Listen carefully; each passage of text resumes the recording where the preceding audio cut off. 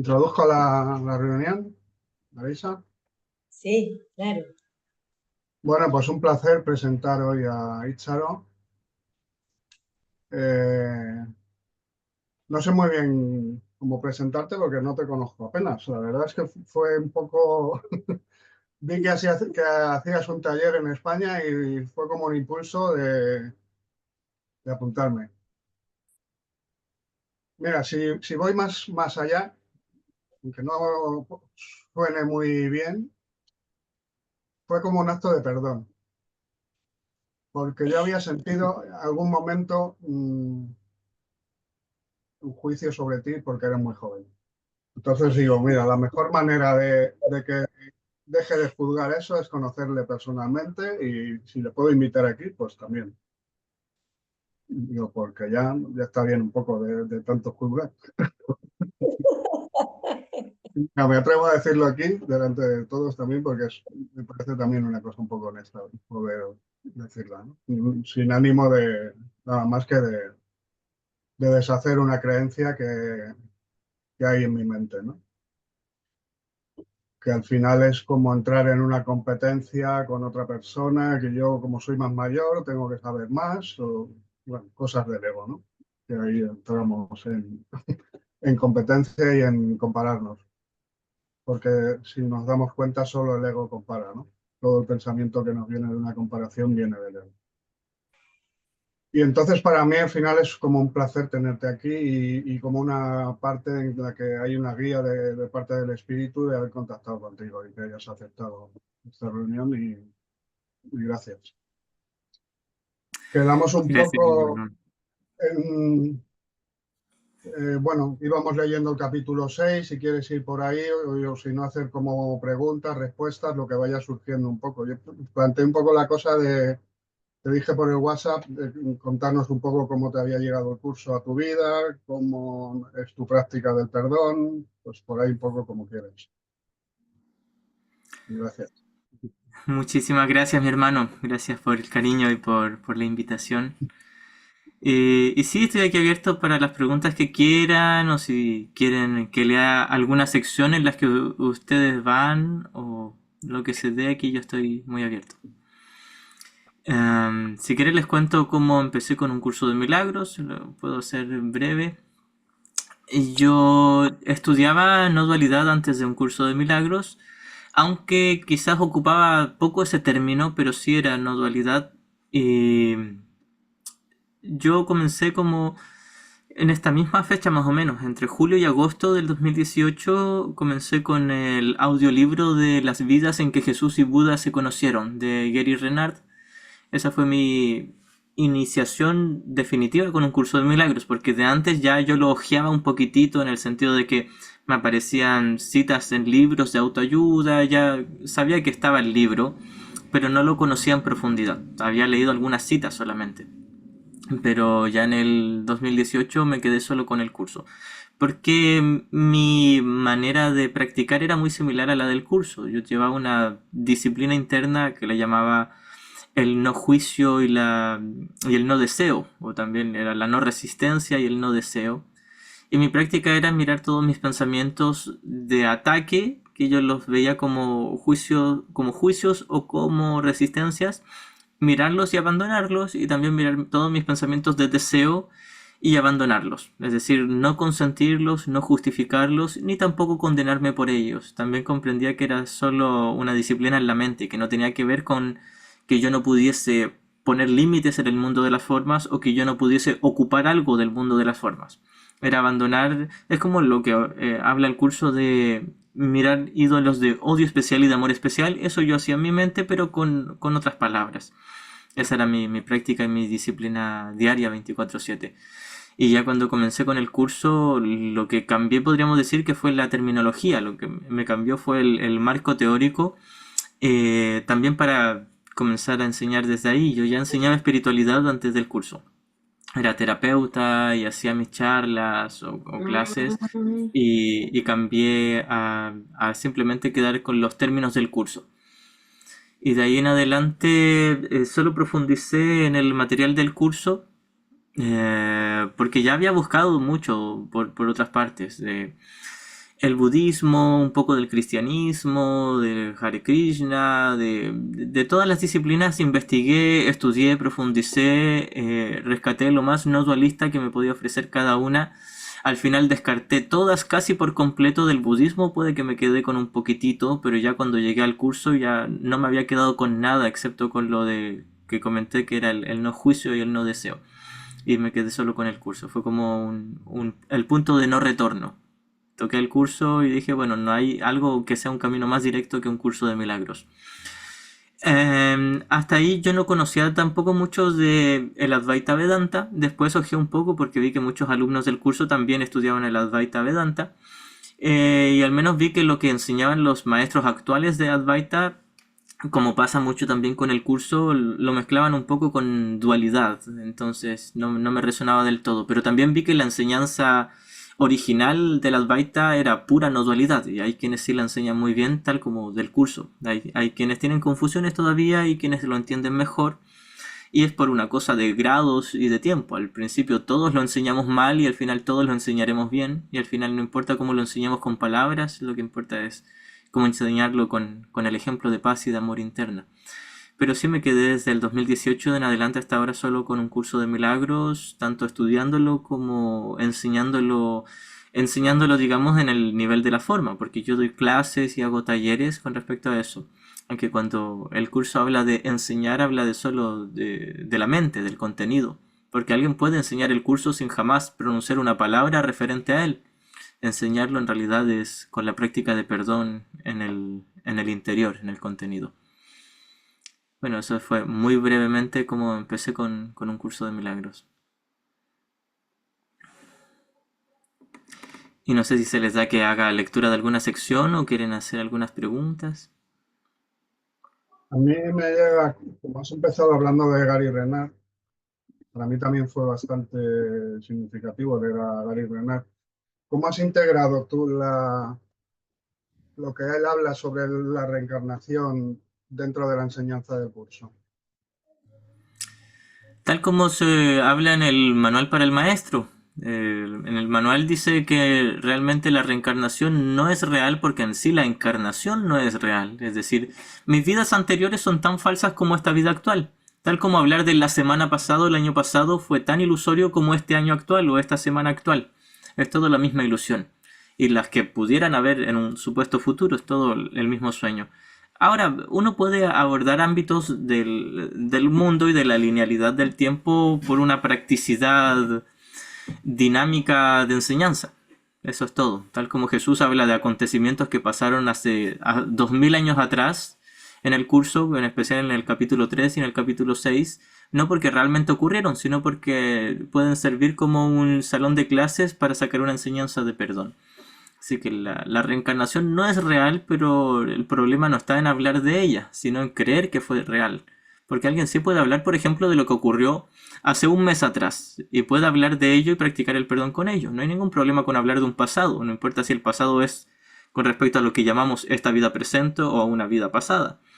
El punto es no hacerlo real, pero sí lo podemos ocupar como un salón de clases en el que practicar el perdón. Y en los libros de Gary Renard se toca el tema, pero se establece en realidad que es todo un sueño. En ningún momento dicen que las vidas pasadas o que la vida actual sea la realidad. Dice que es todo parte de un mismo sueño. Gracias.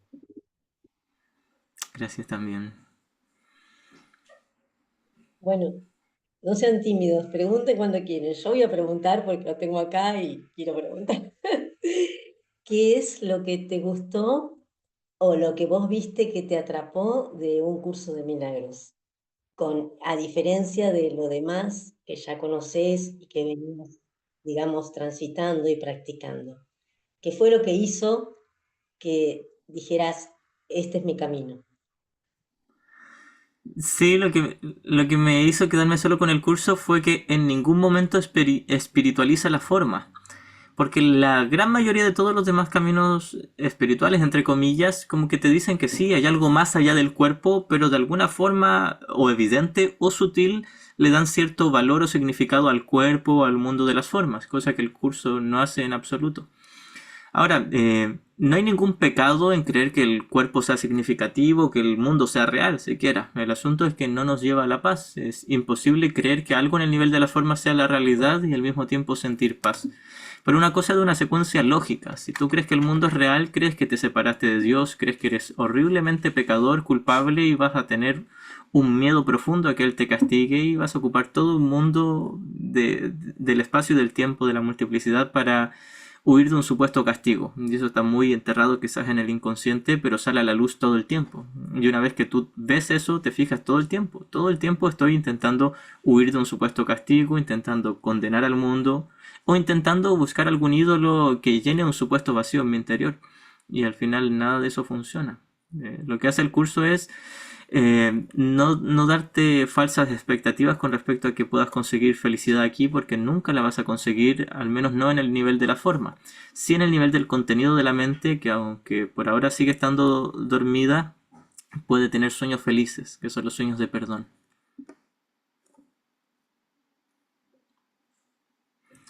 Gracias también. Bueno, pregunten. Si no, sigo preguntando. Pregunten.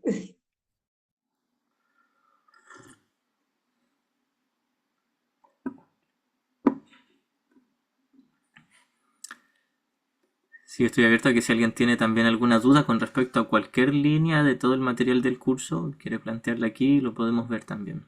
No podemos hacer alguna lectura.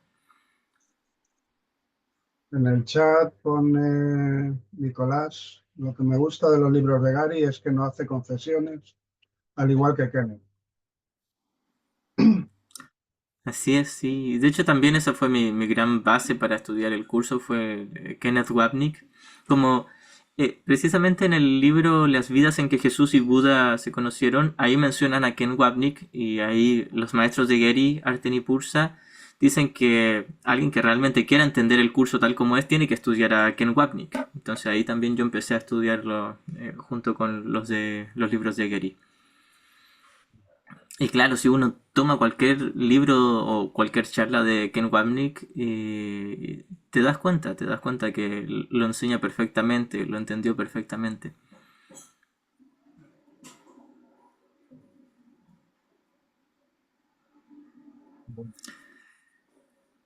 Si quieren puedo hacer alguna lectura, no sé en qué sección van ustedes, y ahí de pronto podemos sacar temas.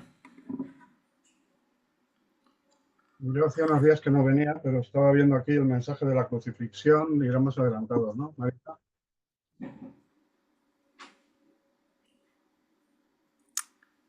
Estás ¿De muteada. qué cosa? A ver, ahí preguntaron, pero hay una pregunta en el chat. A ver. Y hay una mano levantada de Ana Gómez. A ver. Hola, buenas tardes. Disculpa que no puedo prender la cámara en este momento, Ixu, pero tengo una pregunta para ti. ¿Cómo puedo entrenar mi mente para no ser afectada por los ataques que parecen venir del mundo de la forma y verlo en cambio como oportunidades para sanar y para aprender y para estar en paz conmigo misma? Qué buena pregunta, gracias mi hermanita. En lo que nos ayuda el curso es a entender por qué yo siento todo lo exterior como si fuera un ataque. Se nos dice que en un comienzo creímos que nos separamos de Dios, porque de hecho teníamos el deseo de estar separados, de existir como alguien especial o de crear como alguien aparte de Dios. Y al creer que lo logramos, en efecto, creímos ser horriblemente pecadores y culpables. No porque en sí hayamos cometido un pecado o hayamos sido culpables, sino porque creímos que sí. Entonces, una vez que nos tomamos en serio la idea de culpa, vienen las defensas psicológicas de negación y proyección. Y esa es precisamente la razón por la que fabricamos o inventamos todo un universo de tiempo-espacio, para proyectar la culpa. A la vez también para intentar sustituir el amor de Dios. Pero en cuanto a que proyección de la culpa, nos inventamos todo un mundo para que se guiara por la ley de el uno del otro, pero alguien siempre tiene que perder para que otro gane. Porque es un mundo de separación, de dualidad, de diferencia. Y es imposible que haya un mundo equitativo o justo, entre comillas. Siempre alguien va a estar perdiendo para que otro gane. Y lo hicimos precisamente así para siempre tener excusas de decir yo soy la víctima y alguien es mi victimario. Y de hecho, si uno examina honestamente en lo profundo de su mente, y quizás a veces no tiene que escarbar tan profundo, va a llegar al pensamiento que dice he sido tan bueno con el mundo y el mundo ha sido tan malo conmigo. Todos tenemos ese discurso con distintas palabras o frases, pero todos tenemos esa emoción. Al final del capítulo 26 del texto, Jesús nos dice cuídate de la tentación de sentirte tratado injustamente, y continúa ese tema en la siguiente sección al comienzo del capítulo 27. Y Jesús nos dice que al comienzo del capítulo 27, en el cuadro de la crucifixión, que tomamos nuestro supuesto victimismo para acusar al mundo y decirle mira mi hermano, por tu culpa muero. Tú eres el malo que me está atacando, yo soy el bueno o la buena que está recibiendo tu ataque. Por lo tanto, Dios te va a castigar a ti y me va a salvar a mí. Más profundamente, quiero demostrar que he sido castigado para decirle a Dios, mírame, ya sufrí mucho, no me castigues tú. Con tal de mantener la idea vigente de pecado y culpa, pero lavarme las manos con respecto a ello, y más profundamente mantener la idea vigente también de separación y especialismo. El punto es que, como se nos dice al comienzo del libro de ejercicios de la lección 5, nunca estoy disgustado por la razón que creo, no me siento mal, afectado, atacado por lo que supuestamente me están haciendo mis hermanos. Ya nos dice el verdadero perdón, no perdona pecados. El verdadero perdón reconoce que lo que pensaste que tu hermano te hizo, en realidad nunca ocurrió. Entonces, queremos tomarnos en serio las cosas del mundo y lo que supuestamente nos hacen nuestros hermanos para proyectar la culpa. Ahora, si entendiéramos por un instante que en realidad nadie nos hizo nada porque todo esto es un sueño, es como cuando nos sentamos en el sofá de la casa y prendemos la tele y vamos del Netflix o cualquier película y nos tomamos muy en serio lo que está pasando ahí en la tele, por supuesto que te la vas a llorar o a veces vas a sentir mucho placer por lo que está ocurriendo ahí. Y vas a sentir como si hubieran cosas reales, ya sea positivas o negativas. Y es porque nos hemos identificado ahí con el personaje en la tele y lo hemos tomado en serio. El punto es que nada aquí es serio, pero queríamos verlo como serio para seguir intentando demostrar lo imposible. A saber que nos separamos de Dios, que el pecado es real, que la culpa es real y que el miedo está justificado y por lo tanto que el ataque también está justificado. Así que nunca es la situación o una persona externa lo que nos hace sentir mal o atacados. No es nada, es solo una escena neutra y ficticia en una pantalla, pero nosotros lo tomamos en serio, primero porque queremos que sea real para sentir que existimos como una identidad individual, separada y fragmentada, y segundo para seguir proyectando culpa, es decir, allá afuera está el mal y yo soy de los buenos. Aunque más profundamente hay una voz en mi mente que me dice en realidad no soy tan bueno porque pequé contra Dios, pero ahora me voy a olvidar de ese supuesto pecado viéndolo en mis hermanos. Así que les juzgo a mis hermanos o siento dolor por lo que supuestamente están haciendo, no porque realmente lo estén haciendo, sino porque quiero sentir dolor, porque mi dolor me dice que los demás son los malos y yo soy el bueno. Esta es mi forma de proyectar la culpa, pero sin embargo no deshacerla. En el héroe del sueño, la última sección del 27, Jesús nos dice qué insolente es la maniobra de intentar desprenderte de la culpa viéndola afuera pero sin deshacerte de ella realmente. Eso es lo que hacemos. Entonces nunca nos sentimos ofendidos, disgustados o dolidos por lo que los demás nos hacen en este mundo. Nos sentimos disgustados o dolidos porque queremos demostrar que somos la víctima y nadie nos hizo nada. Estamos a salvo sentados en el sofá de la sala viendo la tele, en esta metáfora por supuesto. Es decir, nuestra mente está a salvo, nadie le puede dañar a mi mente, pero yo quiero identificarme con mi cuerpo para hacer real todo lo que está ocurriendo en este mundo y tener una excusa de decir el mal está afuera y no aquí dentro. Y secretamente mantener ese supuesto mal, que no es real, pero mantenerlo porque así se mantiene la idea de separación. Al final me siento dolido porque me gusta la culpa, me gusta la separación, me gusta el victimismo y me gusta existir como alguien individual. Una vez que pillo eso en mi mente, me cacho con todos esos pensamientos ahí en mi mente y no lo justifico, ni tampoco me condeno, ni lo sigo ocultando, mi victimismo pierde sentido, se vuelve algo gracioso y algo tonto. me doy cuenta, mi dolor no tiene nada que ver con las escenas en esta película, tiene que ver con que yo quería ser la víctima para proyectar la culpa y mantener la separación intacta, pero no me ha dado paz, y tiene que haber otra manera. Esa otra manera es el verdadero perdón, que Sí, dice claro. que nadie me hizo nada, que dice que la culpa nunca existió. Ahora, Gracias. Ícaro, bueno, Gracias si también. estábamos tan bien con nuestro padre en la unión, ¿por qué nos quisimos separar? ¿Por qué nos separamos? ¿Para qué? Para Ah, sentir culpa, para sentir victimismo, para sentir miedo, que es realmente lo que sentimos en este mundo. Miedo a la mira, enfermedad, miedo a inseguridad. ¿Por qué nos quisimos separar? el curso lo explica de varias maneras. Dice que el Hijo de Dios tenía el deseo de ser especial. En otra parte dice que tenía el deseo de ser amado con un amor especial de parte de su padre. En otras partes dice que quería ser el padre de su padre y la primera persona en la Santísima Trinidad. Y en otras partes se dice que quería crear separado del padre. Son todas estas lo mismo, el deseo de algo imposible. El deseo de yo existir por mi propia cuenta y hacer mi propio reino. Ahora, fue imposible, fue una idea, como se nos dice también en el héroe del sueño, una diminuta y alocada idea, de la que el Hijo de Dios olvidó reírse, porque era una idea súper tonta, algo imposible, no es posible. Ahora, tal fue nuestro deseo que la tomamos en serio y la experimentamos como si hubiese sido posible. Ese es el poder de la sugestión. El poder de la sugestión es te tomas en serio todo lo que tú decides creer a pesar de que no es verdad. Ahora, el punto más importante aquí es que nunca ocurrió. Afortunadamente, gracias a Dios, nunca ocurrió. Ahora te tengo una cita que te puede ayudar también del capítulo 4 de la sección segunda, que es el ego y la falsa autonomía. El comienzo dice, es razonable preguntarse cómo pudo la mente haber inventado al ego. De hecho, esa es la mejor pregunta que puedes hacerte.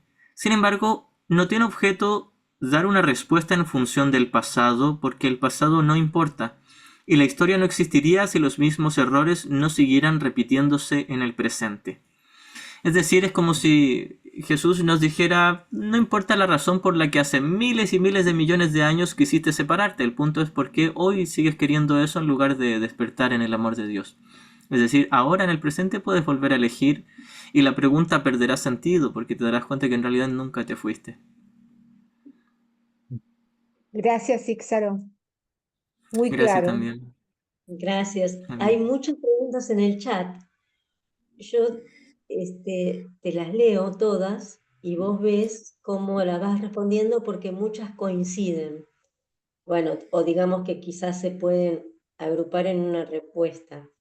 Dice Sandra Guzmán, Itzaro pregunta, ¿y entonces todo el tiempo estás perdonando? ¿Todo el tiempo estás perdonando?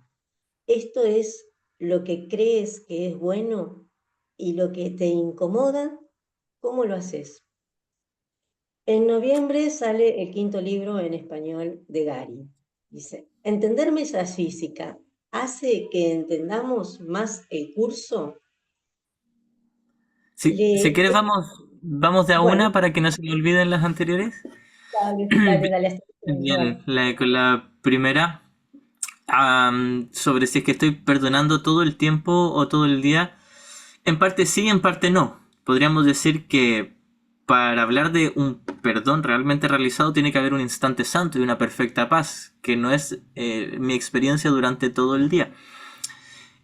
Ahora sí, podría decir con mucha honestidad que sí estoy intentando todo el día ser honesto y estar atento a mi mente, porque hay periodos donde yo me doy cuenta de que estoy en el ego y tengo mucha resistencia y no me salgo de ahí en varios minutos o incluso horas, donde sé que estoy en el ego, sé que no debería, sé que es mi victimismo, sé que me fascina el dolor y que por eso estoy en el dolor.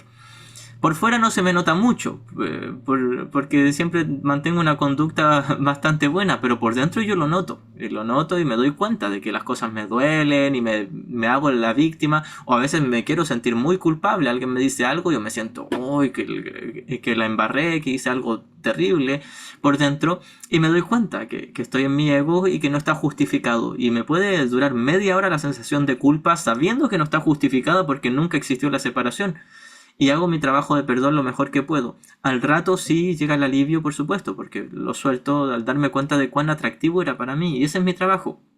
Ir cada vez más profundizando en mirar cuán atractiva es la culpa o cuán atractivo es el dolor o el especialismo y el placer. Son todos muy atractivos porque todos mantienen vigente mi sensación de existo. Existo como alguien separado de Dios. Y cuando lo miro con la suficiente calma, claro, se vuelve tonto, pierde sentido. Es como si me dijera a mí mismo, ya estuvo, ya no va por ahí, ya. Estaba en el camino equivocado, en el sistema del ego, y no me dio nada, y se volvió ridículo. Entonces cae por su propio peso. Y a veces eso pasa muy rápido, a veces pasa en unos segundos, o a veces pasa en horas. Pero no es que yo esté todo el día en la paz, pero sí estoy en lo posible todo el día mirando mi mente y dándome cuenta de que no estoy en paz, para a ratos después llegar a un instante santo. Y puede ser que haya, por ejemplo, en mi experiencia, un día completo en que nunca estuve en el instante santo y nunca tuve una perfecta paz, pero sí avancé en mirar mi mente y en ser honesto, en darme cuenta al menos, bueno, estoy en mi ego y estoy porque quiero. O sea, no tengo ninguna excusa para estar en mi ego, no le puedo echar ya la culpa a nadie. Sé que yo estoy ahí porque quiero, pero quizás tengo mucho miedo a despertar en el amor de Dios y tengo resistencia. Eso es lo que seguramente está pasando. Y puedo no condenarme por eso y tener paciencia conmigo a la vez que no me justifico. Intento no justificarme. Muy Buenísimo. claro. La otra pregunta era si saber metafísica ayuda a la comprensión del curso. Sí, si hablamos de la metafísica del curso, que es lo que Kenneth Wapnick llamaba el nivel 1 de la enseñanza, donde hace un contraste entre conocimiento y percepción, es muy útil. Es decir, si nos hacemos la pregunta, ¿alguien se puede iluminar sin la teoría de un curso de milagros? Por supuesto que sí, ya Jesús lo hizo. Hace 2000 años él no tenía este libro, nos lo vino a dar mucho después. ¿Alguien sí se puede iluminar sin la parte teórica o entender la parte metafísica del curso? Sí, pero este curso dice que está hecho para ahorrarnos tiempo. Lo que hace Jesús con un curso de milagros es tomar los símbolos, tomar el entendimiento, el aprendizaje, la memoria y todas estas habilidades que, como se nos dice en los primeros capítulos, no necesitábamos en el cielo, nosotros las inventamos. Ahora el Espíritu Santo se puede valer de ellas para reducir el tiempo que estamos dormidos. Es decir, ocupar nuestra habilidad de la memoria y el entendimiento del significado que le hemos dado a los símbolos para desarticular el sistema del ego. Es decir, es como entrar dentro del sistema del ego y ocupar las mismas herramientas que inventamos con el ego para ahora desarmarlo desde adentro, desde su raíz, desde sus cimientos. Eso se facilita mucho, todo ese proceso mental se facilita cuando tú entiendes de qué se trata todo el sistema de pensamiento del ego y qué es lo que te ofrece también el del Espíritu Santo. Y todo esto sí se vuelve mucho más fácil cuando entiendes la metafísica y la parte teórica. Y esto me gusta resaltarlo porque hay muchos alumnos o estudiantes que dicen, no, yo ya no necesito volver a leer el texto. Yo ya no necesito seguir estudiándolo porque ya sé de qué se trata y voy ya muy bien y todo es paz y amor en mi vida. Y de repente pueden pasar 5 o 10 años y se dan cuenta de que en realidad no están practicando del todo el verdadero perdón, y aunque creían que sí, y se dan cuenta de que quizás todavía les falta profundizar en desarmar todas las facetas del sistema de pensamiento del ego, lo cual se hubiese facilitado si hubieran tomado el texto y lo hubieran leído un poquito más. Muchas gracias. Bueno, acá hay otra pregunta que dice, vamos por orden porque hay muchísimas preguntas, Itzaro. Le he escuchado decir, el Espíritu Santo te lo dirá. ¿A qué se refiere esa frase? Eso tiene dos respuestas. Una que es tremendamente relevante y una que no tiene ninguna relevancia. Primero, el Espíritu Santo te dirá cómo mirar correctamente a tus hermanos. con el perdón, por supuesto, con su vista o la visión de Cristo, donde te das cuenta de que todos tus hermanos son inocentes, son santos, ya son el santo Hijo de Dios, que están a salvo, que son invulnerables. Esa es la manera correcta de ver a nuestros hermanos, a toda la filiación. Y es esa manera la que te va a enseñar el Espíritu Santo, eso es lo que te va a decir. Que en este caso decir, entre comillas, no es necesariamente con palabras, sino que es una experiencia de un instante santo donde reconoces que tu hermano no es el causante de tu falta de paz. La segunda son las cosas específicas, que el curso las llamaría las pequeñas respuestas o las añadiduras. Y Jesús nos dice que no tienen ningún valor intrínseco, que van a ser añadidas una vez que tú practiques el perdón y veas correctamente a tus hermanos. El punto aquí es estar atentos a no darle valor a esas añadiduras, porque puede ser que alguien practique el perdón, esté en un instante santo, se haya unido en paz con su hermano y luego se le ocurra hacer algo. Eso que se le ocurra hacer en el nivel de la forma, ya sea que sean palabras pronunciadas o un tipo de conducta o un acto, no es real, es una ilusión, no es nada. Puede ser el medio temporal del que se valga el Espíritu Santo para comunicar el mensaje, pero el medio de la comunicación no es la comunicación en sí. Así que cualquier conducta en el nivel de la forma que a alguien le nazca tener con respecto a una situación o a un hermano sigue siendo parte de un sueño, no es valioso. Porque muchas veces uno dice, esto me lo inspiró el Espíritu Santo, entonces esto es lo que hay que hacer. Y bien, nos olvidamos de que eso que hay que hacer dentro de este mundo ocurre en un mundo que nunca existió, que de hecho se inventó para intentar asesinar y ocultar el amor de Dios. A lo que voy es que nunca es importante la añadidura o la pequeña respuesta. Si bien se dará, no tiene ningún valor intrínseco porque no existe. Es parte de un sueño. Que en manos del Espíritu Santo puede ser útil para dar un mensaje a los demás, pero no nos va a agregar más paz. El tener una conducta no nos va a agregar más paz. Porque el problema nunca está afuera, está solo en la mente. Bueno, gracias. Acá hay otra pregunta que dice, Itzaro, si todo es un error, cuando nos muramos y no hayamos culminado el perdón, ¿dónde vamos? Aquí ya tenemos dos temas diferentes, los voy a responder como si fueran dos preguntas diferentes. Lo primero es si es que todo es un error.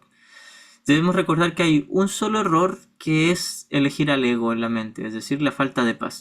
El mundo de por sí no es un error. Si bien se inventó desde un sistema errado, ahora con el Espíritu Santo el mundo pasa a ser neutro. El propósito original o inicial del mundo fue ocultar el amor de Dios, mantener viva la separación. Cosa que es imposible porque nunca hubo separación. Pero ese fue el propósito que le dimos al mundo. Pero ahora cuando Dios nos da una respuesta, supuestamente nos da una respuesta porque también es una metáfora, Dios no da respuestas.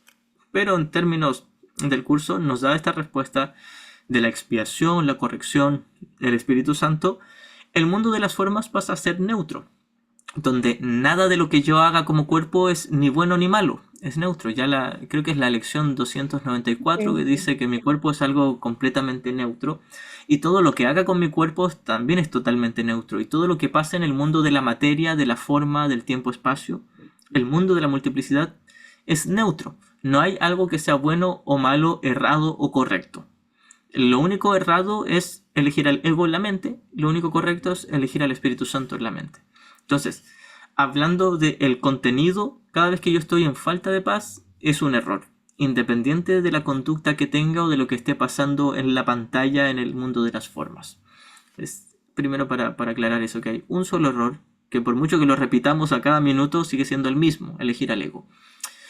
Y la segunda parte me olvidé, si quieres me la repites, por favor. Sí, ¿a dónde nos vamos cuando morimos? Decía. Ya, perfecto. Sí, a ninguna parte, porque si partimos de la base de que nunca vinimos aquí al mundo, no te puedes ir de un lugar del cual nunca estuviste, ¿no? Es decir, la mente que está dormida, y aquí podemos ocupar nuevamente esta metáfora del sofá y el televisor, o de la sala de cine donde tú estás sentado en una butaca y miras la pantalla grande. Toda esta sala de cine representa la mente dormida. El que está sentado en la butaca representa el tomador de decisiones, como lo llamaba Ken Wapnick. Y todo en la pantalla representa el mundo de la multiplicidad, de las formas. El cuerpo y el mundo de los cuerpos está ahí en la pantalla.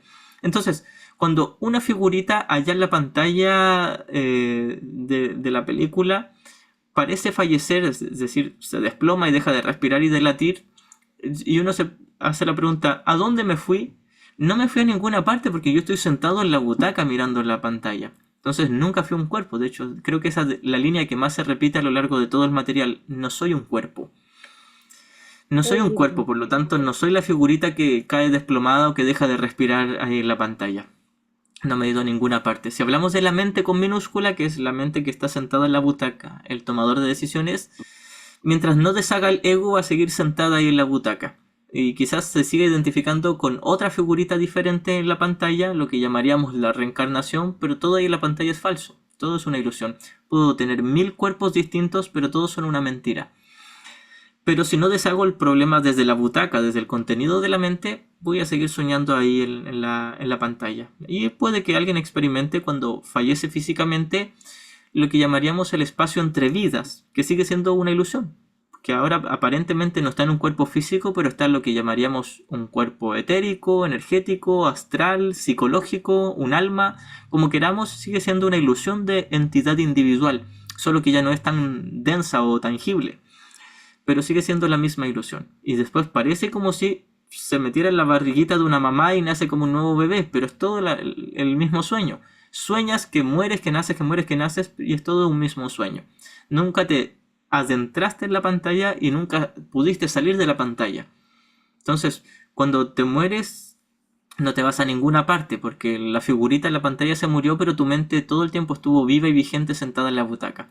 Ahora, incluso la mente que está sentada en la butaca, junto con la butaca y toda la sala del cine, siguen siendo una ilusión. Lo único real es lo que estaría fuera de la sala del cine, que sería el reino de los cielos o el conocimiento. Ya estar sentado en la butaca es un sueño, y creer que te metiste en la pantalla es un sueño dentro de un sueño.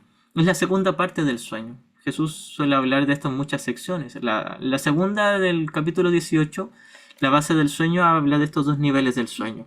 El sueño desde la butaca y el sueño en la pantalla. El sueño en la butaca es la mente dormida como contenido y el sistema, donde está el sistema errado y el correctivo. Y luego sueñas que te metiste en un cuerpo, en un mundo de cuerpos, lo que sería la segunda parte del sueño. Así que no te vas a ninguna parte, y si deshaces todo el ego, podríamos decir que Dios abre la sala del cine y te saca, te para de la butaca y te saca. Y en realidad te das cuenta que la sala completa nunca existió. Cuando sales del cine te das cuenta que nunca hubo cine. Pero primero tienes que darte cuenta que nada en la pantalla es real y que todo el tiempo estás sentado en la butaca. Gracias. Bueno, voy a seguir con las preguntas. Estoy tentada de colarme, pero no lo voy a hacer porque sería muy feo. Ítzaro, ¿cómo hago para manejar el miedo al futuro con respecto a resultados de exámenes médicos que me entregan pronto? Sé que debo perdonar el tiempo y centrarme en el presente, pero me cuesta, siento ansiedad, miedo. Bien, vamos a seguir con esta metáfora de la sala del cine. Si yo estoy sentado en la butaca y miro la pantalla, y de pronto me doy cuenta que me da miedo a qué escenas pudieran haber más adelante en la película. Pero de pronto me doy cuenta también que es solo una película, que nada ahí es cierto. Entonces no podría tener validez, ese miedo sería totalmente infundado. El asunto es que estoy tan apegado al cuerpo, a la ilusión de cuerpo en la pantalla, que me lo tomo en serio, lo experimento como si fuese algo muy serio, porque uno dice, bueno, está en juego lo que le pueda pasar a mi cuerpo y es un tema serio. Y Jesús se ríe muy dulce y tiernamente de eso y dice, no, no es serio, porque nunca fuiste un cuerpo. Y uno le dice a Jesús, pero es que tú no estás acá, y no sientes lo que yo siento, yo me experimento dentro de un cuerpo y es muy importante y serio lo que está pasando. Bien, hasta que no abandonemos esa seriedad nunca vamos a llegar a la paz. Y esto no quiere decir que no nos hagamos cargo, que no tomemos responsabilidad, entre comillas, en los roles que nos tocan aquí en el mundo. Y si toca ir al médico, por supuesto, uno va al médico y no hay ningún problema. El asunto es quitarle la importancia o el valor, la seriedad. Pero lo que nos ofrece un curso de milagros para ahorrar tiempo en quitarle seriedad e importancia al mundo es observar la creencia en la culpa. Porque Jesús es cierto que nos dice una y otra vez que todo en el mundo es falso, todo en el mundo de la multiplicidad es una ilusión. La lección 132 dice el mundo no existe. Este es el pensamiento central que se propone enseñar este curso. Y sin embargo, nos dice que la manera de deshacer nuestra creencia en las imágenes es primero deshacer la base, desde el sistema de pensamiento, deshacer mi creencia de que exista la culpa. Y es ahí donde comienzas en algún momento a relacionar todo con la idea de culpa. En realidad, a ver, tengo miedo a lo que vaya a pasar en el futuro porque tengo miedo a que alguien me haga daño, que alguien me dé un mal diagnóstico o que alguien me dé un buen diagnóstico pero sea perjudicial para mí. Y todo el tiempo vemos a alguien como culpable. Veo al doctor como culpable, veo a mi familia como culpable, me veo a mí como culpable, veo la vida entre comillas, y le pongo entre comillas porque nada aquí es vida, todo es un sueño. Pero veo el mundo como el culpable, veo incluso a Dios como el culpable, pero siempre responsabilizo a alguien. Primero, ya le di significado a lo que pudiera ocurrir en el futuro, o a lo que al parecer está ocurriendo en el supuesto presente, y le di un significado de algo malo.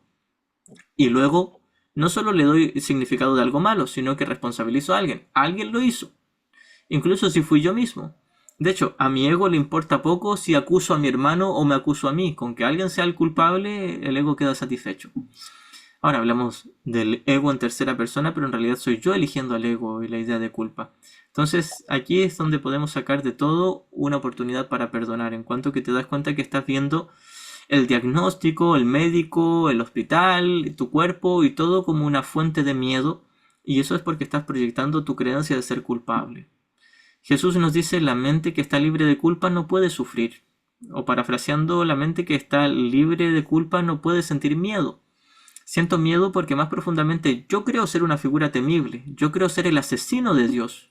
Creo que acabé con la vida de Dios para poder existir en este mundo. Eso no puede sino conllevar una profunda y amarga sensación de pecaminosidad y de culpa. No es real, por supuesto, pero creemos que sí. Y esta es la oportunidad para mirar eso. Ahora, por supuesto, no tenemos que ser conscientes necesariamente de esa profunda culpa inconsciente de hace miles de millones de años, pero sí podemos ser conscientes sobre el miedo que tenemos. Tengo miedo a que ocurra algo porque yo me siento culpable y quiero proyectar la culpa ahí. Proyectar la culpa en este caso quiere decir juzgar una situación de temible. Quiero ver este diagnóstico como temible para decir el diagnóstico es el malo y yo soy la indefensa víctima. La indefensa víctima de mi mundo o de mi cuerpo o lo que le ocurra a mi cuerpo, porque profundamente me creo culpable de haberme separado de Dios. Y ahora se puede invertir todo y ocupar esto como una oportunidad para recordar que nada aquí es temible porque no es real, y más profundamente todo aquí me ofrece una oportunidad para perdonarme a mí mismo.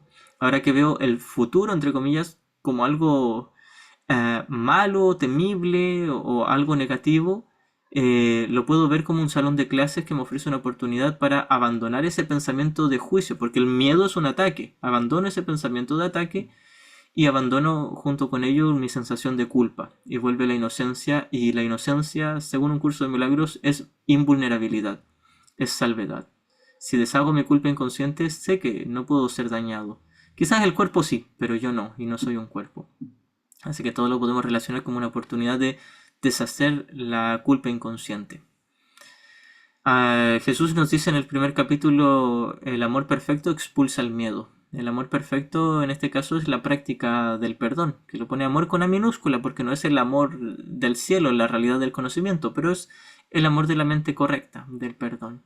Una vez que ves todo como una oportunidad de perdonar todas las situaciones y todos los involucrados en la situación, abandonar el juicio de ataque, se va el miedo y se va la culpa también. Y por lo tanto, si no hay culpa, no puede haber una sensación de vulnerabilidad.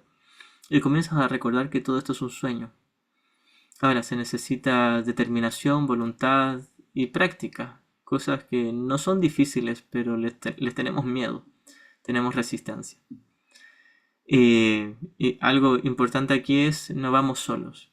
Hay una hermosa cita al final del epílogo del libro de ejercicios donde Jesús dice: y de esto puedes estar muy seguro, yo nunca te dejaré desamparado. No es que Jesús vaya a cuidar de tu cuerpo, puede ser de pronto eso una añadidura, pero Jesús va a cuidar de tu mente si tú se lo permites y te va a recordar que ya estás a salvo eternamente. Gracias. Bueno, acá hay más preguntas.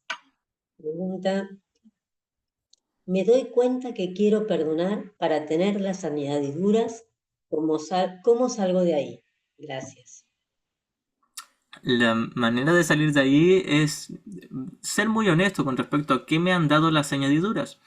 Aquí todos hemos tenido añadiduras, todos hemos tenido cosas que deseábamos y sentimos placer cuando las teníamos. Pero el punto es, me ha dado seguridad, me ha dado genuina tranquilidad, me ha dado la paz de Dios. Hacernos estas preguntas nos va a reconducir inmediatamente a lo que es importante. Ahora, uno de los miedos claves es producto de la confusión de niveles. Creemos que si practicamos el perdón ya no se nos van a dar las cosas que necesitábamos en este mundo. Y probablemente ocurra así. Quizás alguien practique el perdón y no se le dé todas las cosas que creía necesitar. O quizás a veces sí por añadidura, pero no va a ser importante. El asunto es darme cuenta qué es lo que me da tranquilidad. También cuestionar mis creencias, porque quizás todavía está la creencia de que si tengo dinero estoy tranquilo. Todos hemos tenido esa creencia, quizás la seguimos teniendo. Si tengo suficiente dinero para llegar a fin de mes voy a estar tranquilo. De hecho, muchos dicen, yo no busco ser millonario, solo busco una tranquilidad. Y hablan de tranquilidad como tener suficiente dinero. Como si el dinero diera la tranquilidad. Les aseguro, el dinero no da la tranquilidad. Creo que todos aquí lo sabemos por experiencia propia. Pero la manera de salir de ahí es ser muy honesto, darme cuenta, cuando tenga mis añadiduras no voy a ser feliz. Ahora, las añadiduras tampoco te pueden quitar felicidad porque son neutras, pero si tú depositas tu fe en las cosas del mundo, el resultado es mucha infelicidad. No porque las cosas te vayan a resultar mal, quizás siempre todas las cosas aparentemente te resulten bien, y quizás no siempre, porque nada aquí es eterno. El asunto es que incluso si lo tienes todo en este mundo, si no deshaces el ego en tu mente, no tienes nada. Hay mucha gente, en especial, por ejemplo, estrellas de rock o famosos, que lo han tenido todo materialmente, económicamente, y han terminado suicidándose. No porque el mundo o el dinero de por sí sea el problema, sino porque depositaron su esperanza y su fe en que el dinero y las cosas del mundo les iban a dar felicidad, y no la encontraron. Hay varias secciones en el texto que hablan de esto. Por ejemplo, la sección cuarta del capítulo 31, la verdadera alternativa, ahí habla de ese momento donde todos tocamos fondo, donde nos damos cuenta de que nada aquí nos hizo felicidad, nos dio felicidad. Y que tiene que haber también otra manera, o tiene que haber otra alternativa. Y también está la sección séptima del 29 que dice, no busques fuera de ti mismo, pues llorarás cada vez que un ídolo se desmorone. El ser honesto con respecto a qué es lo que me da genuina paz y felicidad es lo que me va a ayudar a salir de ahí. Wow, muchas gracias. Más preguntas. A ver, dicen acá. Tengo otra pregunta. ¿Qué práctica o sugerencia nos puedes dar para que los ataques que proyectamos ya no tengan poder sobre mí? ¿Cómo puedo aplicar el perdón del curso cuando me siento herida por lo que otros nos hacen o dicen? Perdonando. Bueno, pero ahí habría que entrar en qué es el perdón. Eso se puede explicar con los 3 pasos del perdón que siempre decía Ken Wapnick, que lo sacaba de unas líneas de la lección 23 del libro de ejercicios, en el párrafo 5, donde dice que el primer paso es identificar claramente cuál es el problema, es decir, ver de qué se trata el problema y ver dónde se encuentra. El problema es que he elegido al maestro equivocado en mi mente, como contenido de la mente, como pensamiento. No tiene absolutamente nada que ver con mi conducta. Nada en el nivel de las formas es el problema. Está solo en mi mente. Junto con esto, entender que no es un pecado, es solo un error. Tampoco está justificado, pero sí es un error. Esto es lo que siempre explico y refuerzo mucho. Cuando uno dice que el error no está justificado, uno tiende a la culpa. Uno dice, no está justificado, se me va a condenar. Y Jesús nos dice, no, es cierto que no está justificado, pero yo no he dicho que sea condenable o castigable. No estamos diciendo que se te vaya a condenar o castigar. Entonces cuando luego uno dice, bien, entonces elegir el error no es condenable, uno tiende a justificarlo.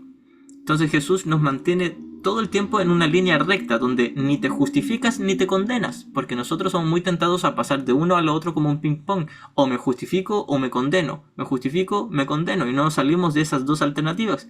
Y Jesús nos dice, yo te tengo otra alternativa, donde ni te justificas ni te condenas, pero sí te haces 100% responsable de tu error, pero no lo ves como algo grave porque es solo un error, no un pecado, es decir, no ha tenido efectos reales. Miras el error en tu mente y te das cuenta de que te sientes atacado porque tú estás en el ego, no porque los demás estén en su ego. Sí, mi hermano no está en paz, por supuesto que está en su ego. Pero ¿qué le puedo hacer yo al respecto? Si me lo tomo en serio, lo voy a juzgar y lo voy a ver como un pecado.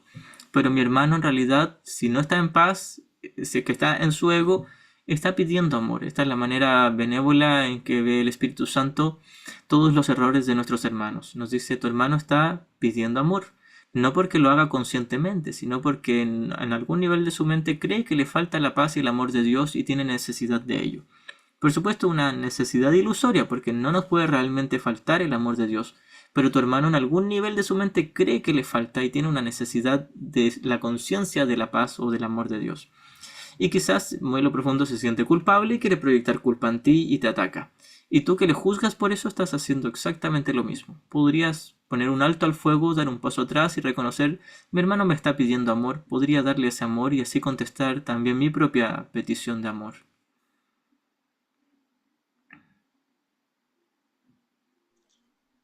Muchísimas gracias. Bueno, acá hay otras preguntas más.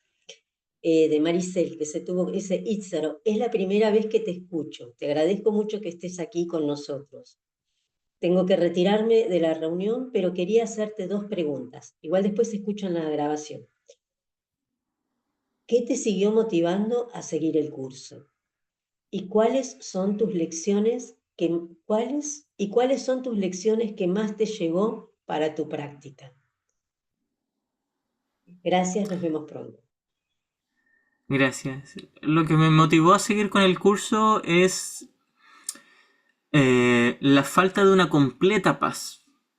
Porque yo en realidad a lo largo de mi vida nunca tuve grandes complicaciones, nunca tuve una depresión o que me hubiera ocurrido algo que el mundo juzgara como grave. No, fue una vida bastante común, tranquila. Pero sí me di cuenta de que quería una perfecta paz y que no la estaba teniendo. En algún momento, como a mis 20, 21 años, tuve la idea de que me gustaría llegar a la iluminación lo antes posible. Y también entendía que solo se podía llegar a través del amor, nunca a través del juicio, la ira o el ataque. Y también tenía que abandonar todos los pensamientos de deseo.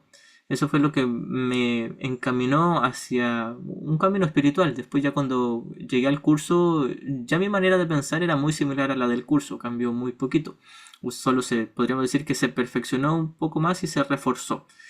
Y lo que me hizo mantenerme ahí en el curso fue que intenté ser honesto con respecto a que la paz interior o la iluminación solo se alcanza a través de una profunda disciplina. Tú no puedes simplemente hoy asistir a una charla de un curso de milagros y después olvidarte del tema y llegar a la iluminación. Es una práctica constante, diaria, día a día, minuto a minuto, segundo a segundo y a cada fracción de segundo, donde lo tienes que sostener con un estudio, no porque sea obligación, no porque se nos imponga o no porque de por sí tenga que ser un requisito excluyente para la iluminación, pero te lo facilita, te ahorra tiempo, como lo que mencioné hace un ratito. Me quedé en el curso porque me ahorra tiempo. Bueno, y la otra pregunta había 2, a ver. ¿Y cuáles son tus lecciones que más te llegaron en tu práctica? ¿O que más te llegó para tu práctica? Sí, bueno, hay muchas. Por ejemplo, una de las que más cito es la 122, que dice: el perdón me ofrece todo lo que deseo. Los primeros 8 párrafos son una hermosa poesía inspiradora, es una exhortación. Es como si Jesús nos dijera: ¿realmente quieres sentirte muy bien siempre? ¿Quieres una perfecta paz? Bueno, solo el perdón te la va a dar, no hay nada más. De hecho, es como si tácitamente nos dijera: hermano, ya has buscado por todas partes y sabes que nada aquí te ha dado la paz ni la felicidad, solo el perdón. El perdón es la única respuesta. Así que esa lección, la 122, creo que es una poderosa exhortación, un recuerdo de que en realidad hay una sola respuesta. La otra lección que yo siempre cito es la 189. Creo que el título es el amor, algo sobre el amor de Dios. No recuerdo ahora el título. Pero yo siempre cito del párrafo 7 en adelante. Y lo ocupo a veces como una meditación. Ahí en el párrafo 7 está esta famosa frase que dice: deja a un lado este mundo, deja a un lado este curso, y con las manos completamente vacías ven a tu Dios. Ahora, por supuesto que no es un llamamiento a abandonar el estudio del curso, sino en un instante entregarnos totalmente con una mente vacía. Creo que siento el amor de Dios dentro de mí ahora. Esa es la lección. Sí, Sí, esa esas es. son las lecciones que más me llegan. Gracias. Bueno, hay otra pregunta más en el chat.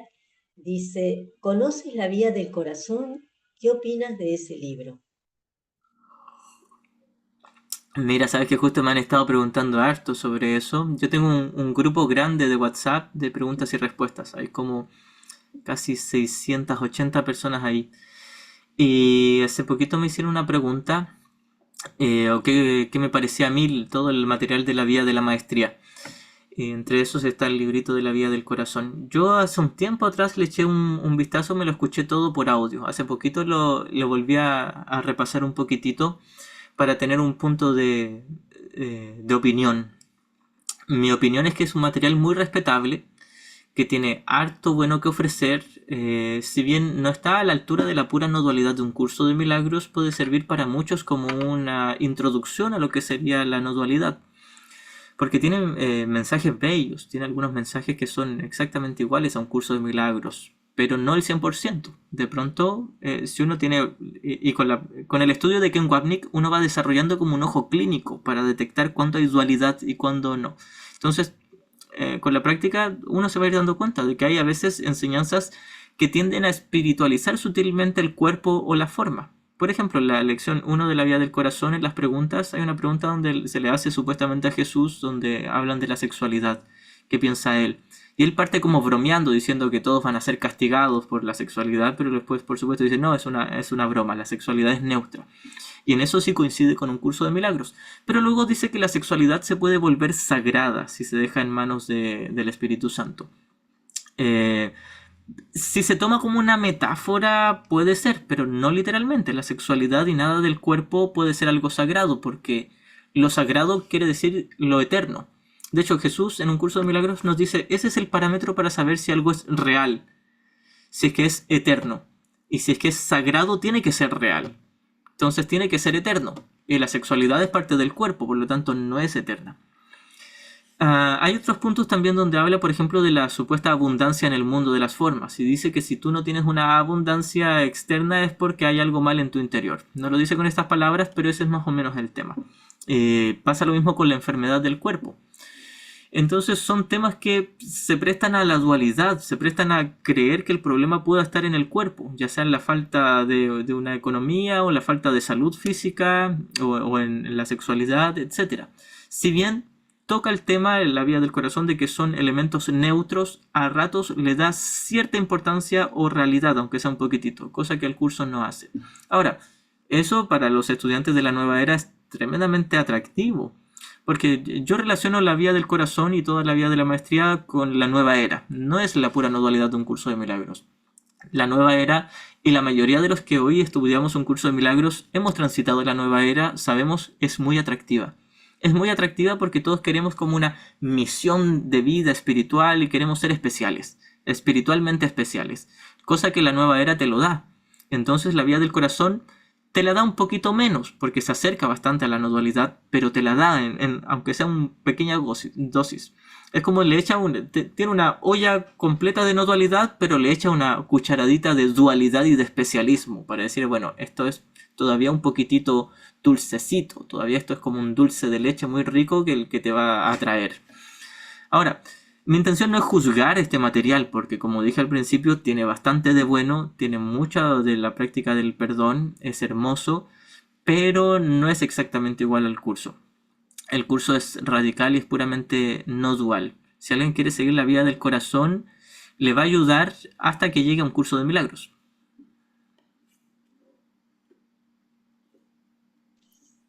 Clarísimo, clarísimo.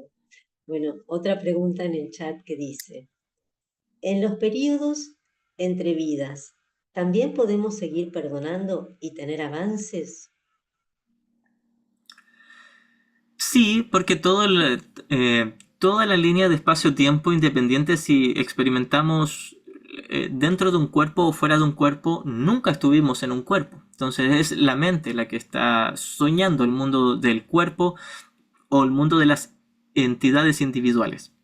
Así que sí, mientras la mente no se haya iluminado, puede y tiene que seguir eligiendo entre el ego y el Espíritu Santo. No importa si, nuevamente, si está como un cuerpo físico o como un cuerpo psicológico, sigue siendo un tomador de decisiones que tiene que elegir. Todo el tiempo va a estar eligiendo, hasta que se ilumine, porque cuando la mente se sana completamente ya no tiene que volver a elegir entre alternativas. Así que sí, tal como por ejemplo cuando uno se va a acostar a dormir por la noche en la cama y se queda dormido y tiene estos sueños nocturnos que entran en otros mundos oníricos, ahí sigue practicando el perdón si es que desea, o sigue juzgando y haciendo ídolos si es que eso es lo que desea.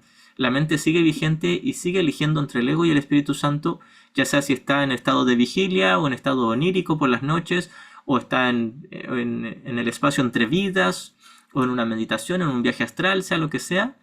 En realidad sigue siendo la mente la que sigue vigente eligiendo entre el ego y el Espíritu Santo. Bueno, ahí en el chat no hay más preguntas. Si nadie levanta la mano, hago una pregunta. Si no están primero ustedes. Si alguien quiere hacer una pregunta. Bueno, yo voy a hacer mi pregunta, que hace rato te la quiero. Acá dice una pregunta más en el chat. Todos estamos, a ver. Todos estamos en la misma mente. Este es en el nivel 1 la paz, instante santo. ¿Y por qué se dice eso? Bueno, en el nivel 1 de enseñanza, tal como lo enseñaba Ken Wapnick, no es precisamente el cielo, sino un contraste entre el cielo y la percepción, entre el conocimiento y la percepción, donde solo el conocimiento es la realidad y ahí sí somos una solamente, uno con Dios, en una unicidad unida cual una sola, como se nos dice en la lección 132. Pero en el nivel 2 tomamos la mente dormida o la mente que percibe y se divide entre percepción errada y percepción correcta y un tomador de decisiones en medio que es libre para elegir. Ahora, en ese ámbito de la mente dormida, nosotros creímos que nos fragmentamos en miles de millones de fragmentos y cada uno de estos fragmentos sigue teniendo un libre albedrío para elegir. Jesús habla del libre albedrío en dos ámbitos.